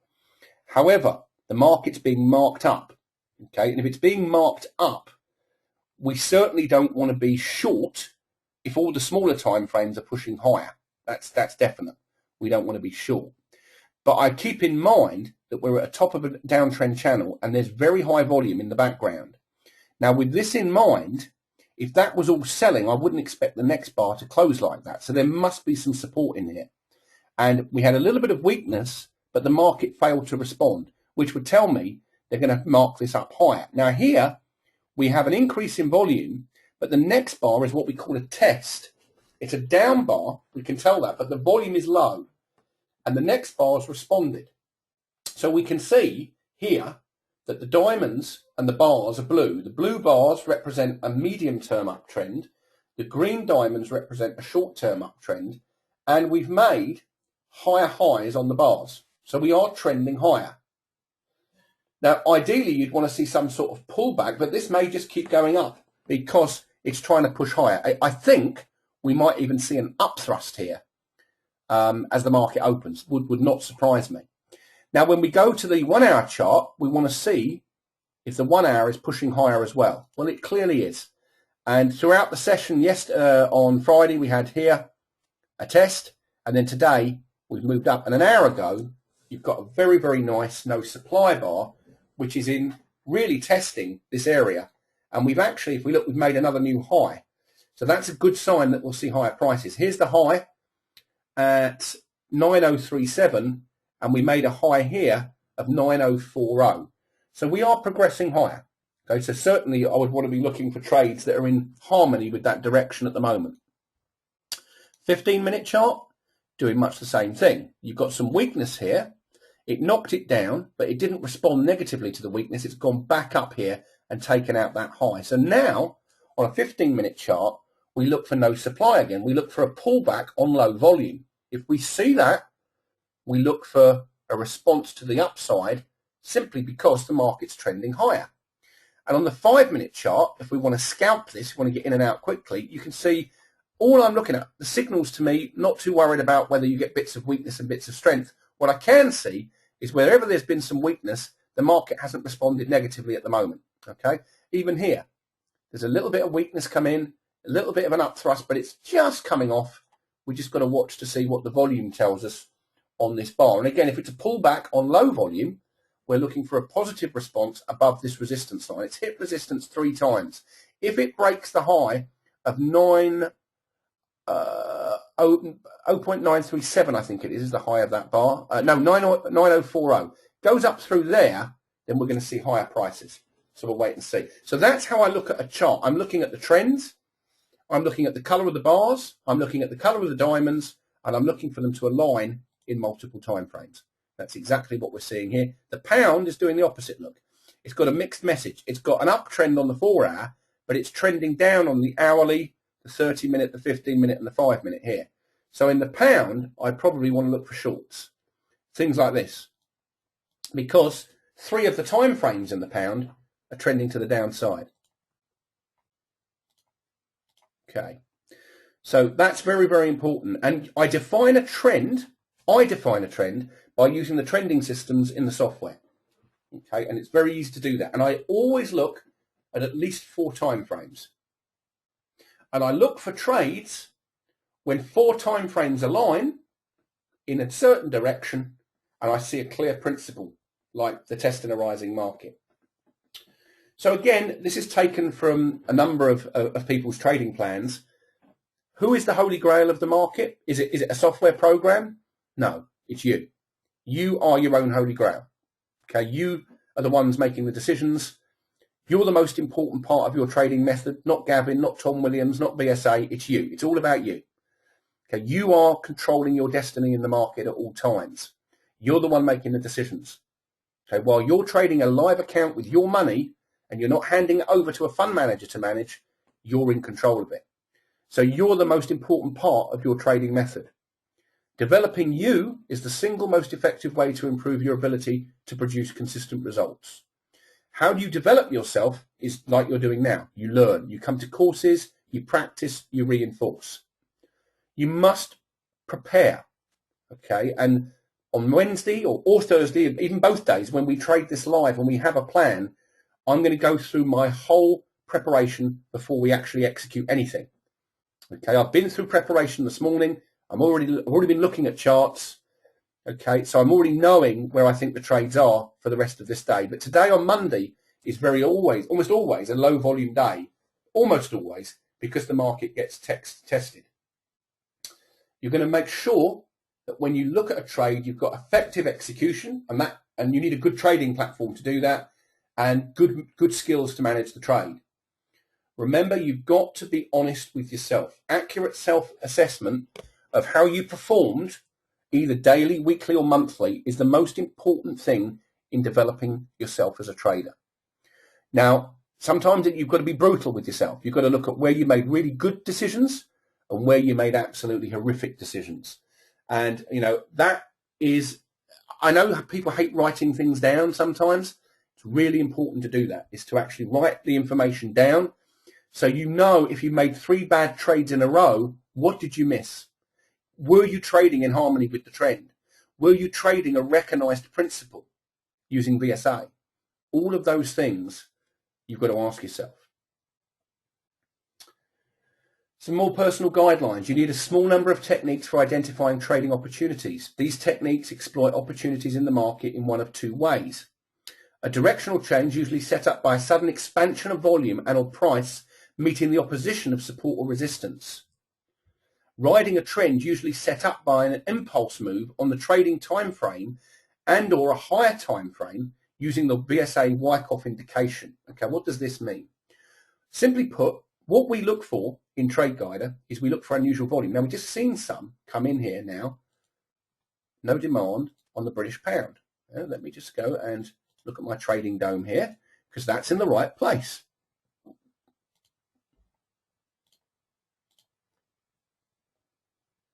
And let's just see if we can get a confirmation of that. Okay. Now, these are the sort of things I look for, all right? What you're going to look for is, where's the price trending down? There is an attempt to support the market here. It's climactic, and it's climactic here, stopping volume, but the market is not responding. It's going up on low volume. That is not good for higher prices. Now, if this bar closes lower, we would have confirmation that we're going to come and retest this low. So that would be a realistic area as a target to come down to as the American markets open. The trend of price is down on the 5-minute chart. Do you all agree with that, by the way? Do you agree with me that the trend of price is down on the 5-minute chart? Do you agree with that? Oh, someone said the screen is empty. There we go. That would help. Now try that. All right. 5-minute chart. Do you agree with me that the trend of price is down? Do you agree with that?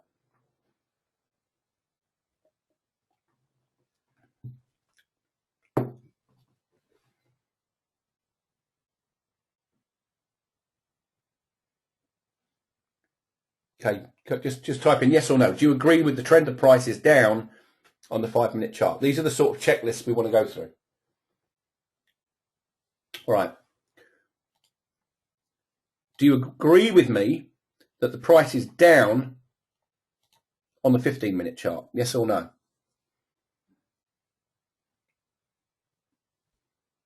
So you agree with me that the price is down on the 5, it's down on the 15, and I'd love to see a no demand bar here. That would be ideal. Do you agree with me that we've trended and come down here on the hourly chart? As you can see, we've actually made a new low. Let's just get rid of the trend clusters. You can see here we've come down, we've made another low.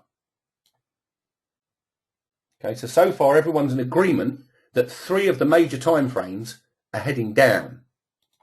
However, the slight fly in the ointment was that this particular trend, if you put 200 bars up, has gone, well, it's in a trading range, and now it's pushing lower.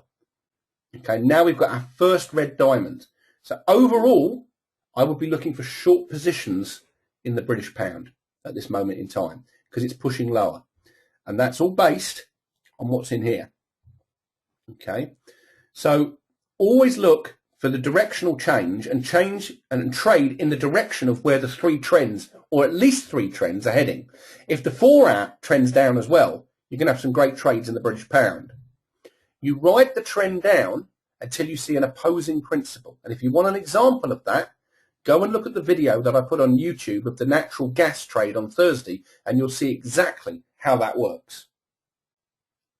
Okay. Any questions about looking for directional trades based on what I just showed you? Is there any questions on that at all? So we've got Aussie dollar pushing up, as we can see. We do the 5-minute chart. That's more so. Aussie dollar, we just had a signal come in as well. Look, there you go. That's exactly what I was looking for. There's your no supply. That's exactly what you look for. So we're trading in harmony with this trend and in harmony with this trend. Is there any questions about that at all? I'll just wait and see. Just type in no if you've got no questions so far and I'm covering this okay, then just let me know. So I don't want anyone to not understand this.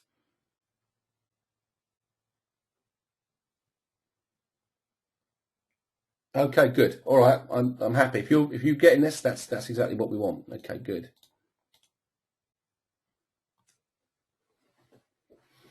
So some other guidelines for you to keep in mind. Once a trade is initiated and the order filled, anything can happen. Okay, that is a fact. You know, when you're in the market, if some news came out that was really bad or really good, it could affect the market. So keep that in mind. Always bear in mind that you need to be aware of when news-driven events come out. Now, the website that I use to do that is Forex Factory. It's a very good site. There's 2 sites that I use which are very, very good for news. And why do I need to know news? I don't actually follow the news. I don't actually take much notice of it, but I know that the big professional money are going to trade around the news. Okay, so we can see here that there's not a lot of news other than the news. There's something that New Zealand dollar may have some movement here, but for this week, we look at what the major events are. Okay, and we can see here we've got retail sales tomorrow. We need to be aware of that. That will move the dollar. We've got unemployment changes here on the Aussie dollar. On Thursday, we've got unemployment claims on the US. We've got the Fed Chairman, Mr. Bernanke, speaking almost for the last time. And then we've also got some news. So you've got a reasonable amount of news this week that could move the markets. Okay, so you need to be aware of those events. Now, there's another website which I find very useful, and this is for when there's announcements coming out like the news from the Federal Reserve or news on things. It's called financialjuice.com. I'll just wait for this to come in.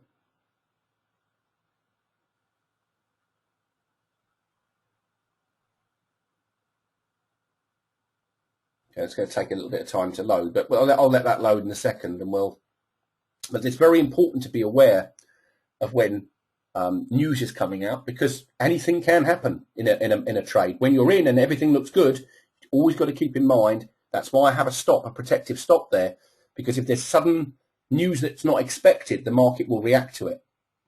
Every moment in the market is unique, and just because the trade indication setup has good odds of being a winning trade, this particular trade indication setup may not work for whatever reason. I don't need to know what will happen next to make money. If the stop is caught on a trade, that's okay. This is only the normal cost of doing business as a trader. I will do well provided I define my trade objectively in accordance with my trade methodology and think and act in terms of probable outcomes. There is no such thing as certainty in trading. There is only risk management. That's all you can do. Is you see a setup, it's high probability if it's VSA, and it's a specific type of setup, and very often the high probability setups do work, but nevertheless there will be times when for whatever reason something happens and the market goes against you. It could be you've seen a sign of weakness, you've gone short, and then there's an upthrust. You don't know it's an upthrust as it's happening, it stops you out. Afterwards it's an upthrust, the market continues to fall, you want to kick yourself because you said, I didn't know that upthrust was going to come. No one knew. It just happened, and you just have to accept that. So to be consistent, you must objectively define the trade, predefine your risk on each and every trade, accept all possible outcomes for every trade, winning and losing, act on your trading method when you identify a setup without hesitation, pay yourself as the market makes the money available to you, record all your trades. Now, the way I do this, and I record trades, okay, not all of them anymore, I don't need to because I've got so many, I've got so many charts. I use something here called Snagit. Okay, right now, interestingly enough, I just got a fill on the Aussie dollar. Okay, so I'm actually in the position here on the Aussie and the pound. Let's have a look at the Aussie here. All right, so what I'm going to do is manage this trade through because I felt we'd actually see a higher move here. Now, we've got some very high volume coming in. What I want to do here is I want to ensure that I reduce my risk on the trade. Okay, so immediately I move my stop halfway. Okay, so there's my entry. My stop is reduced. So now I've got an equal risk reward trade here as the market moves. Now this is excessive volume, which isn't good, which means we may see a bit of a pullback. All right, now I have a choice to make. I can stay with the position, knowing there is some risk there, but I know there could be a pullback here. But overall, the trend is up. So what I'm going to do is I'm going to look at the British pound as well, because that had a bit of a, and we had that no demand bar, but it didn't get me. I think that bar may have filled me actually on there. It did actually, yes. So there's no demand. The next bar confirmed it, but then we've had an up bar. But notice that the H's have stayed here. So that's where your stop would be on the British pound because the trend is down. And that would be the initial target, the low of where the high volume bar is, because that's probably where they're going to want to retest. If you see high volume on a down bar and the market fails to respond on no demand, it very often means that lower prices are going to come. Okay. So, very importantly, define the trade, predefine your risk and reduce the risk where you can, accept all outcomes, okay? Pay yourself when the market makes the money available. Now, recording the trade, this is how I do it. Let's go back to the Aussie. What we want to see on the Aussie dollar now is a test of this volume. That's what we'd like to see, is a test. Now, let's say I want to annotate this trade and learn from it. Okay, what we can do is I use something called Snagit. Okay, and I use this, I capture the chart like so. And now I can put notes on the chart.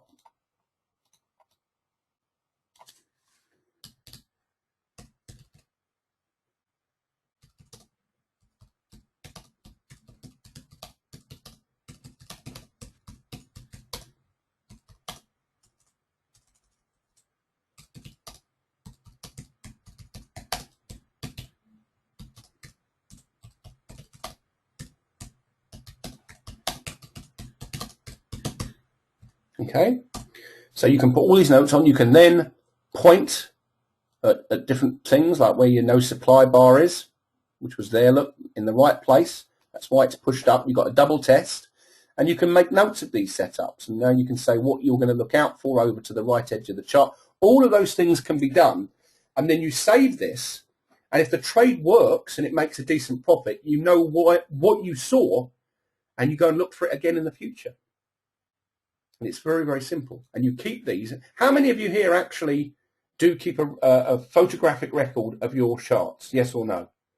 Can I just ask? How many of you here keep a photographic record of your charts?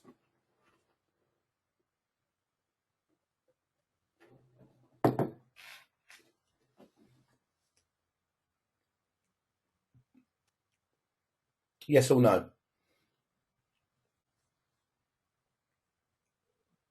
It's a very good idea to do it, guys. Seriously, and girls. It's a very good idea to do it, to keep a photographic record. You know, this is reversed now. I thought that may happen. So I'm back to my entry here. I just want to see if they retest it. When you get ultra high volume on an up bar like this, it is weakness, okay? But there's a test down here. What you've got to see now is I've already reduced my risk on the trade. If this closes lower than that bar, I'm not even going to stay in a position. I wouldn't even stay in it at that point. But I don't think it will, actually. I think what we'll do here is it'll come and retest this low where this test is, and then hopefully we'll resume the trend. British pound trade, though, interestingly on that one, the Aussie dollar had some news come out about it, but the British pound trade has started to fall. And because you've got here, where we're going with this one would be no demands confirmed. Okay, you've got confirmed no demand. The next bar was lower. Then you had this up bar, but look at the volume. It's high, narrowing of the spread on that one. All right, so that's what took me into that. And these are both trades I would definitely take. There's the British pound trade. You can see there. It's I'm in at 60, so 5 ticks at the moment.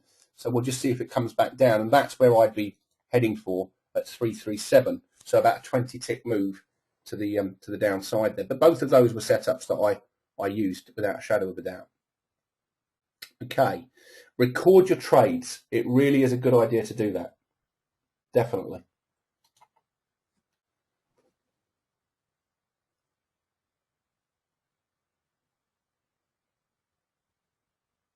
Okay, once you've finished your day's trading, okay, and you've closed all your positions, assuming you're not carrying in overnight, some people do, but the ones you've closed, you should look at what your percentage win versus your percentage losses are, okay?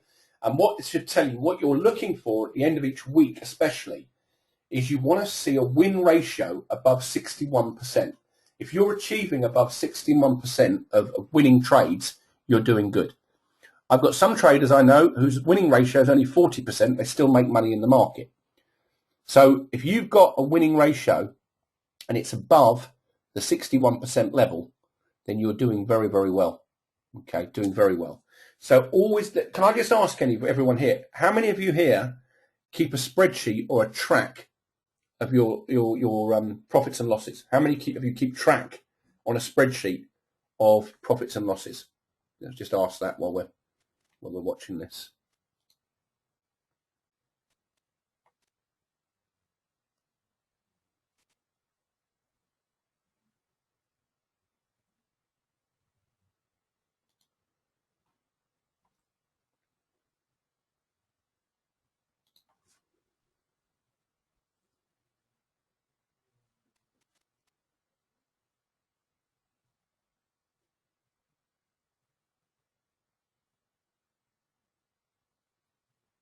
Okay, that's very good. Okay, majority of you said yes. The majority said yes, which is good. And from that, from your Excel spreadsheet, assuming most of you are using that, you should see an increase in your equity curve, meaning you're making more profits than losses. That's important. Okay, so trend. I define an uptrend as price movement on relatively increased spread and volume that results in a higher high, followed by price movement on relatively narrower spread and lower volume that results in a higher low. The opposite applies for a downtrend. This is Tom's simple trending system, basically. Impulse waves in a trend will be greater in price and volume than corrective waves. Well, if we have a look at the British pound, okay, and look at that theory in a downtrend, what you can see here is, number one, we're making lower lows, okay, lower low, lower low, lower low. You've got very high volume here, but the market's failed to respond. That means the market is weak at this moment. Here, same deal. You've got some strength, market goes up on no demand. It's failed to respond, it's weak. It's very likely going to come and test this low, which is where my initial target would be, and I'll actually mark it on here for you. If it goes through there, which it might do, then it will go down very quickly, okay, on an increase in volume through there, meaning they're marking it down further. That is in the right place, because although you've got some strength in here, there's a little bit of an attempt to buy. The market's failing to respond, and that's what you've got to look for. There's been no change in behaviour. In fact, you've made another low on an increase in volume. And so the market has failed to change behaviour. Now, if you look at the Aussie dollar, that did the opposite. It actually responded to the weakness, as you can see. See there? So now my stop that I brought up is going to be, if it gets triggered, we'll wait for this bar to close, which it hasn't done yet, would stop me out of the trade, because that and that was genuine weakness. Now, if they test this level, this old top, we may see another push higher. So we can see, let's just see where I'm at with the Aussie. Yeah, I moved my stop up, look, to 28. And so I'm now $20 in the hole there, where I was $90 in profit. Now, is there any regrets? None. Because if they test this level, they may have done that quite deliberately to catch stops that were very close. But now I know what my risk is. My risk was 190, and now it's about $100. I've got another trade running, which is in profit. So this next bar here, we'll let it fill, is going to be critical to how I analyse this chart. Because there's some weakness above me, which looks like they've deliberately come and gone for stops. But if they test this level and we push up higher through those two bars where the red signals are, we'll see much higher, well, we will see higher prices. So we are now looking for this, where this first test was, they've brought the market back down right onto that bar. And now you're looking at the volume to see if it holds. I'll just wait and see what this tells me. Again, this is all about trade management. It's looking at the position saying, should I close it? Should I open it? Should I add to it? Should I wait and be patient with it? And the volume is going to tell me a lot. If there's no selling pressure here, we should see an indicator. And we have. Okay. So we've come down. Okay, it's a test. Now, this is very important what I'm about to show you. When you see this, all right, tests usually work best when there's strength, but there's a bit of weakness in the background. If they want to mark this up higher, this next bar must close higher.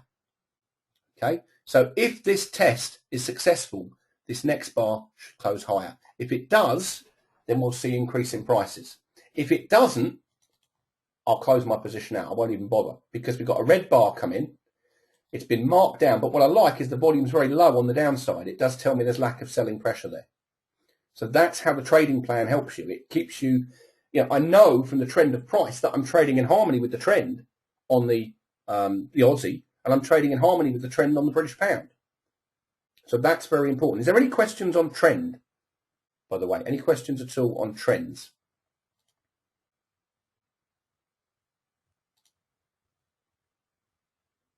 Okay, that's the 5-minute chart there. Looks like we're going to see another no demand bar here as well. Okay, any questions at all on trends?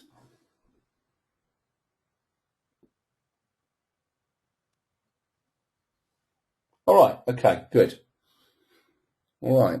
So remember, once a trend is in place, it will go on a lot longer than you think it will. And you'll be surprised that that statement is true, but it is. Trends go farther and further than you expect. And I'll give an example of that. Does anyone know how long the trend of pricing gold, which was going up, lasted for? Let's see if anyone knows. How long was the trend of pricing gold going up for?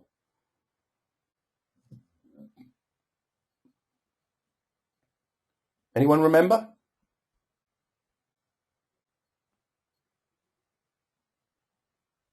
$12 years, that's correct. That's right.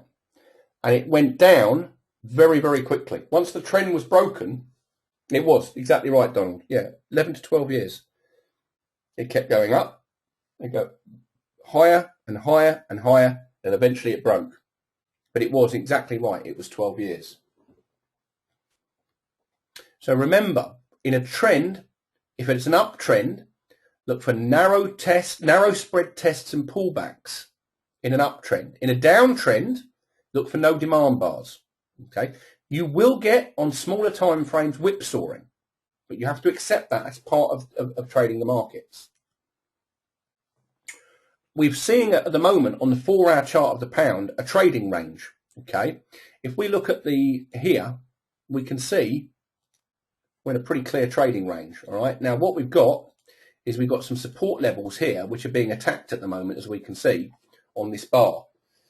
But we're in some trading ranges, all right? And a trading range is defined when the market isn't in a strong, like this. This was the uptrend that I was following, and it got broken over here, and it's just starting to push down. Okay, so if we remove that trend channel now, so I don't need it,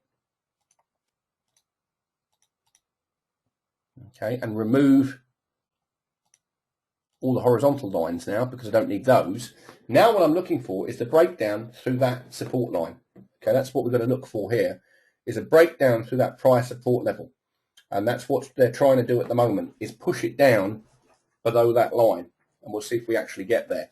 But it's very important to always recognise when a market's in a strong uptrend, a strong downtrend based on 4 time frames, and if it's in a trading range. At the moment, the British pound is in a trading range on the big time frame. It's trending down on the small time frames. The Aussie dollar is trending down on the big time frame, but trending up on the small time frames. Highs and lows and waves are about equal in a trading range, and upthrusts and reverse upthrusts are choice trades. Now, an upthrust and a reverse upthrust, otherwise known as a downthrust, is a very obvious principle, and one that we'll talk about on Wednesday when we actually look at the live market, because it's much easier to explain.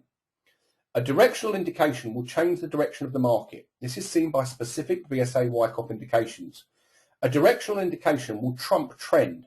Directional indications set up opportunities for profitable trades. What do I mean by directional indications? It means major signs of strength or major signs of weakness that change the trend of price. They change it. And those type of signals, when we talk about weakness, would be a buying climax or the end of a rising market. When we talk about strength, it would be a selling climax or what we call bag holding. Those are serious trend changing or directional indication changes, and they are a very good opportunity to make money after you see them. If you see a trend in price and then you see the end of a rising market on a weekly chart, say, or a buying climax on a weekly chart like we saw in gold, it will change the trend, and it did in gold. Go and study afterwards the weekly chart of gold in August of 2011, and you'll see what happened and why the market changed like it did. The higher the time frame that the directional indicator appears, the bigger the move is going to happen. So if you see an end of a rising market on a 5-minute chart, it may move the market down if it's the S&P 3 or 4 points. If you see it on a weekly chart, it's going to change the whole direction of the trend. Remember, you've got to look at support and resistance, and this is part of a trading plan as well. Identify, you'll see from my trading plan, I have various ways of identifying support and resistance. These are areas where the market gets congested or rests, and the house traders that are trapped in thousands of poor positions looking to get out of their poor positions. Support and resistance is therefore also considered to be opposition to price movement.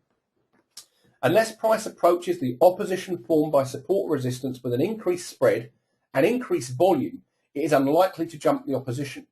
In these instances, support and resistance areas can set up opportunities for profitable fades. When an opposition area has been jumped, what previously has been support now becomes resistance, and what previously has been resistance now becomes support. The subsequent back up to the opposition area on relatively low volume and narrow spread can set up opportunities for profitable trades in the direction of the jump. Higher time frame support and resistance are generally more important than lower ones.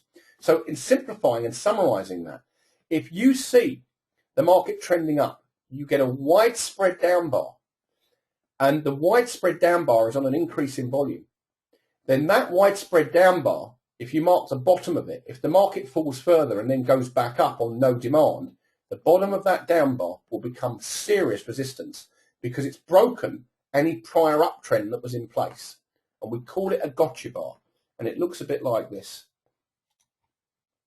So the market's gone up, it's gone up, it's gone up, it's gone up on high volume here. And then suddenly you have a gotcha bar, comes down and takes out all of this prior support and the volume is high. Now, if the market goes down a couple of bars and then goes back up to that level and the volume is now low, that's a great trade.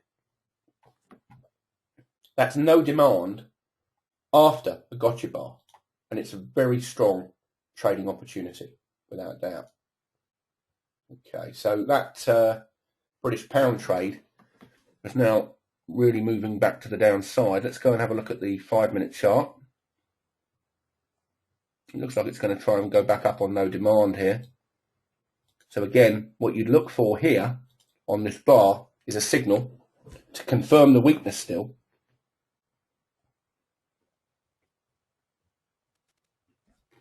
And let's have a quick look at the, yeah, that's not really done very much. Yeah, so we'll keep an eye on that for no demand. That will close.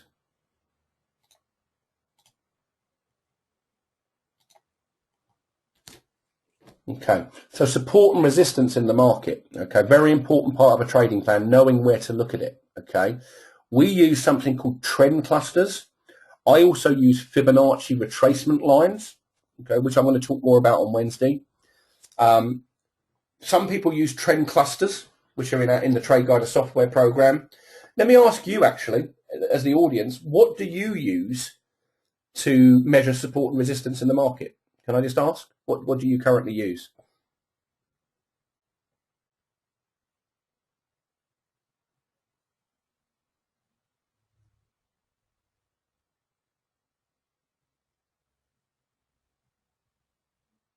Okay, trend lines. Okay, that's good. There's nothing wrong with trend lines. That's good. What else?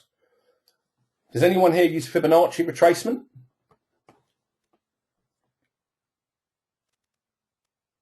Okay. Okay, so Fibonacci is definitely valid. Yep.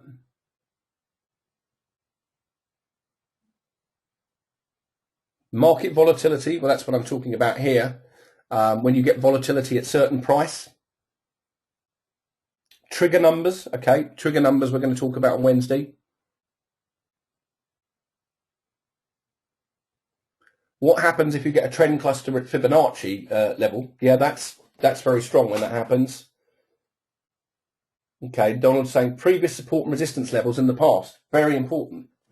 Very important. If you get previous levels in the past where the market's acted strong or weak, let's see if we can find one on the pound here. This is pushing up a little bit. Let's go and have a quick look at the 4-hour chart. We'll just see if there's any resistance on the, and see if we can identify a clear support or resistance level. Well, you know, we are actually coming into an area here where there's price support, okay, and at the moment we haven't taken that out.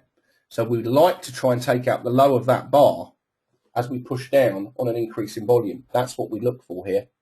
There's the low, and the low's at 1.329. All right, so that's where we want to take that out because that's where the previous support line was. But yes, we are making lower highs here, and there is a lot of volume on this bar. You know, this volume here is very high, and that's why the reason the market's pushed down lower today, because of that. Channels, says Zelko. Yeah, trend channels are very, very valid as well. Yeah. And the one thing you must do is keep a record of what you're doing. Alexander Elder, Dr. Alexander Elder, very well known, says the success and quality of your trading is directly proportional to the accuracy and reliability of your record keeping. Good records are vital to development as a trader. They allow you to assess your development and your progress. So please, I urge you, after this seminar, start a trading manual or a record book where you can keep a record of the activity of your trades. It will help you. It will help you, I promise. Okay, and the sort of things that you want to log when you're setting up your records is the time of the trade, because that's relevant, the actual setup using VSA, the entry, what size your position was, if you put a stop in, which I hope you do, what it was, where you exited, what your profits or loss were, and the money you made or lost, and then something really important, your observations, your feelings, your thoughts about the actual trade itself. Really important. Look at what you thought, look at how you felt, look at what happened when the market put money in your bank and then took it away from you and then put it back again. How did you feel? All very important things. Now, I've showed you how you can actually take a record of your chart. Again, you take a screenshot, you can annotate it, and Snagit is the piece of software I use, and it's you can get a 30-day free trial from a company called TechSmith, and the program's called Snagit. All right, it's widely available. Then again, you look at the chart, you look at your records, and you look at your trading plan, and you say to yourself, has my trade today been in alignment with my plan, and has it done what it said it would do? And if it hasn't, then you've done something wrong, and you have to acknowledge that. Okay, and at the end of the day, put all of your, if you're a daily trader, some people do this weekly, is they put their trades into a spreadsheet so they can actually look at the spreadsheet and see what their profit versus what their losses actually were. So, finishing off now, so personal discipline in trading. Based on strengths and limitations and important trading guidelines, I will strive to follow these specific guidelines to maintain discipline while trading. I will trade in a disciplined manner in accordance with my trading methodology and trading plan. If I become aware that I'm making a mistake defined as trading outside the guidelines of my trading plan, I will stop and examine the reasons why. Now, some of you may or may not write a daily trading journal.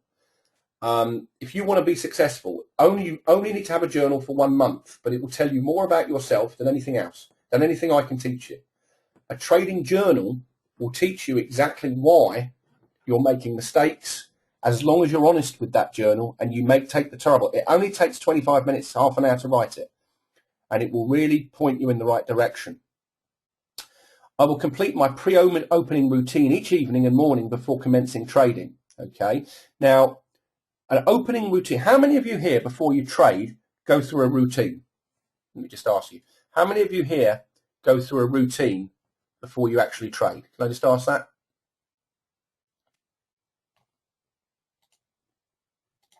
Okay, that's closed now, so that's good. Okay, so how many of you have a specific routine that you go for? Okay.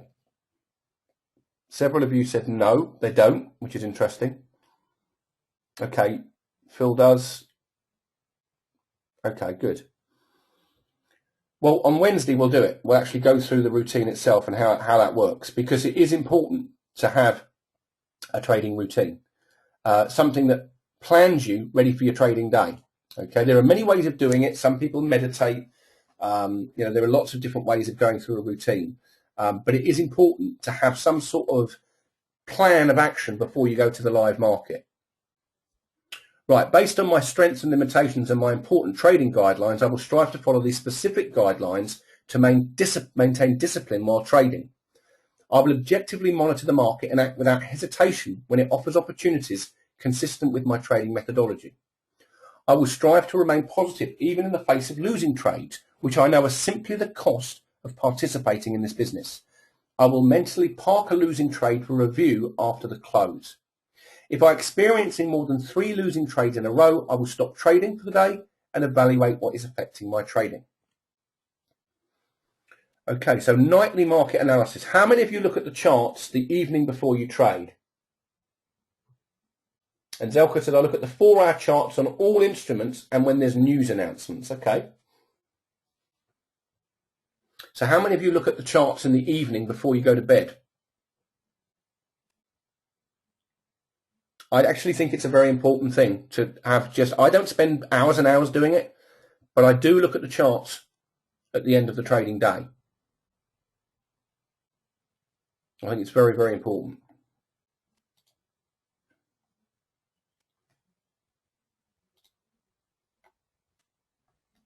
Okay.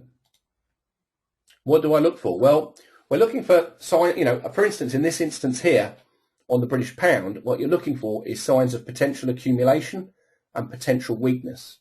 All right. And at the moment, we've come down and we found what could be accumulation on the British pound. And we've definitely got some no demand still here. But I also look at the stocks, and the stocks that I have in a portfolio, and you'll see them here. And this is the US market, and I use different time frames, and you can get an idea here what the portfolio is and what we look at. One of my favorites here is JP Morgan. Okay, which we did as a trade alert about 4 or 5 months ago as a buy, even though the news is bad. And look at what JP Morgan's done, that made another high 3-4 weeks ago. Beautiful stock to trade.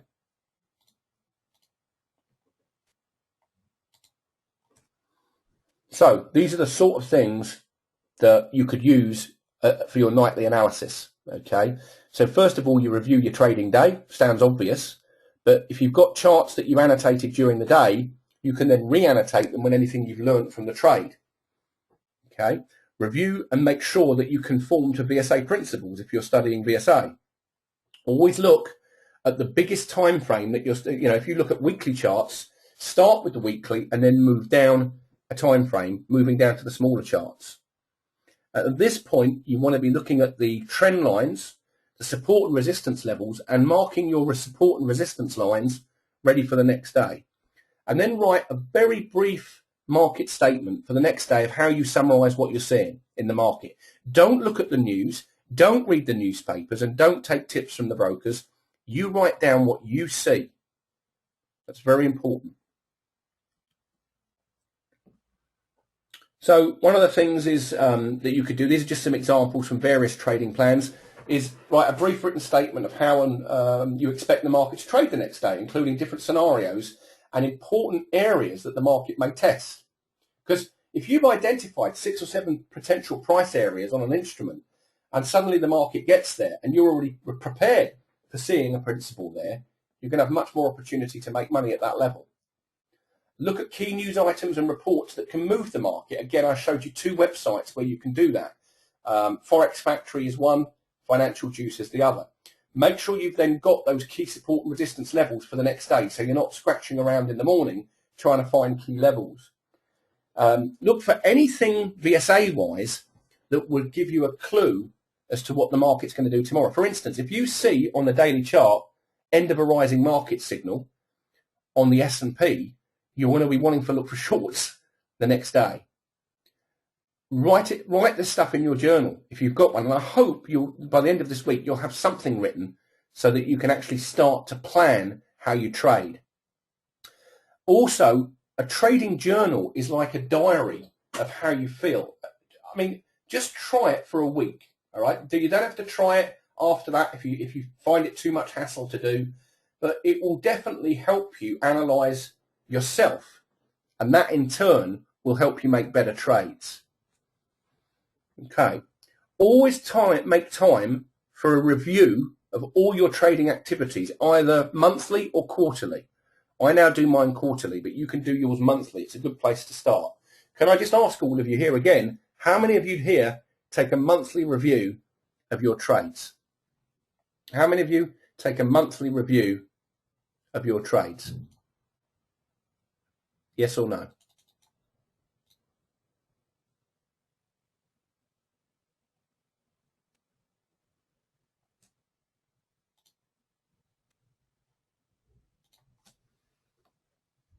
Okay, that's good. Okay, David says weekly. Some of you said no. You really should take a little bit of time out to go back and review what you've done the previous week. It'll give you a really good, clear mindset for the following week. Really will. Okay, and you should certainly have a yearly review to work out how much profit or losses you've made. I will complete a detailed review of my trading plan every quarter and make adjustments to the plan as needed. Very important. Tomorrow, Philip and I are going to take you through. Well, I'm going to take you through my trading plan, and Philip's going to talk to you about his and how he adjusts it. During the last 2 weeks of the year, I will review all trade records, my journal, and my trading plan. From this review, I will make revisions to my trading plan, set new goals and objectives for the year, and recommit to the important guidelines I set forth in my plan. So then executive summary. It's a one-page document that sits on your desk, and by the end of this week, I want you all to have one, and I want you to send it to me, and hopefully you will. I want you to think about your trading philosophy as we go through this week. I want you to look at the guidelines you've set yourself to maintain discipline, and I want you to explain to me what trade setups you're going to be looking for. Now, this is going to be different for each of you. I accept that. Okay, that's good. There's nothing wrong with that. You want to have 3 or 4 elements of the trading plan in front of you at all times so you can remember it. Very, very important. Trade in accordance with your trading plan. If you make a mistake, stop and examine the reasons why. Remain positive and mentally park a losing trade for review. Stop trading for the day after 3 consecutive losses. If you're going to go long, look for testing, buying climax, bottom reversals, stopping volume. One of the best signals is a test in a rising market after you've seen those type of climactic bars. If you're going to go short, look for no demand bars after you've seen weakness and in a downtrend, especially if you see the end of a rising market followed by no demand. Every trade should be based on volume spread analysis, because that's what you're studying, the background of the chart. You must remember preservation of capital is everything. Predefine your setups and only execute when you see one that looks and makes sense to you. Make sure that once you're in a position, if it does go against you, you've got to stop. You don't let it run against you too far. And remember, some of the strongest principles, in fact, all the strongest principles, start with ultra-high volume. Please remember that trading is ongoing education. All right, it's ongoing. It doesn't start and stop, and then you don't learn. I learn about something new every week about the markets, and it's important for you to do that as well. Okay, it's important to keep studying. All right, there's plenty of materials out there now on VSA. There's no shortage of information. This particular example says I'll read 1 trading book each month. Well, I tend to read Tom's book consistently. Even though I've got a book, everything I learned came from Tom's book, and it's a master book.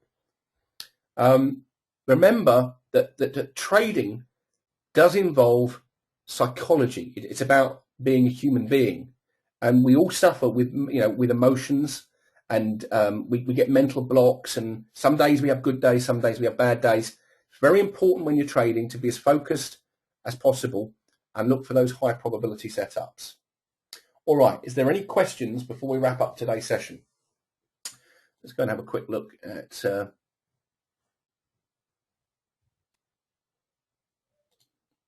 okay, we've gone into congestion here. Another up thrust on the pound. Look. Let's see if there's any questions at all before we call it a day. Hopefully you've enjoyed that. Tomorrow we're going to be joined by Philip Friston, and I'm looking forward to that.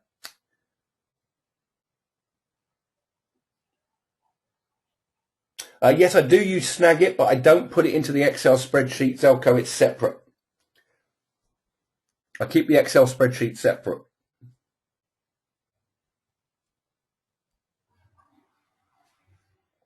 Okay. Good. I'm glad you learned something. Great session. Good. Glad you enjoyed it.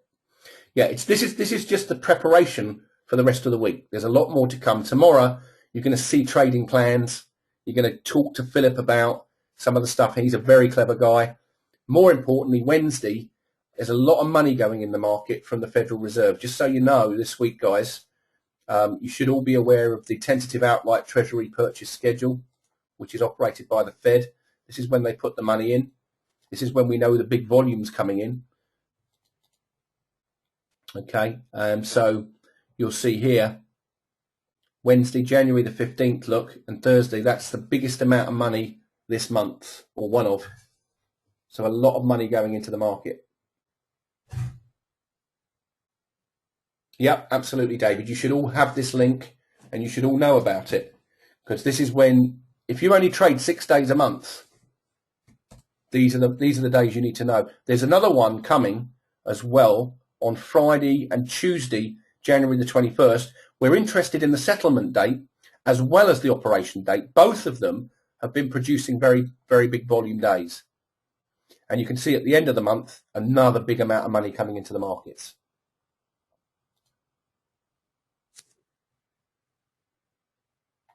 Great.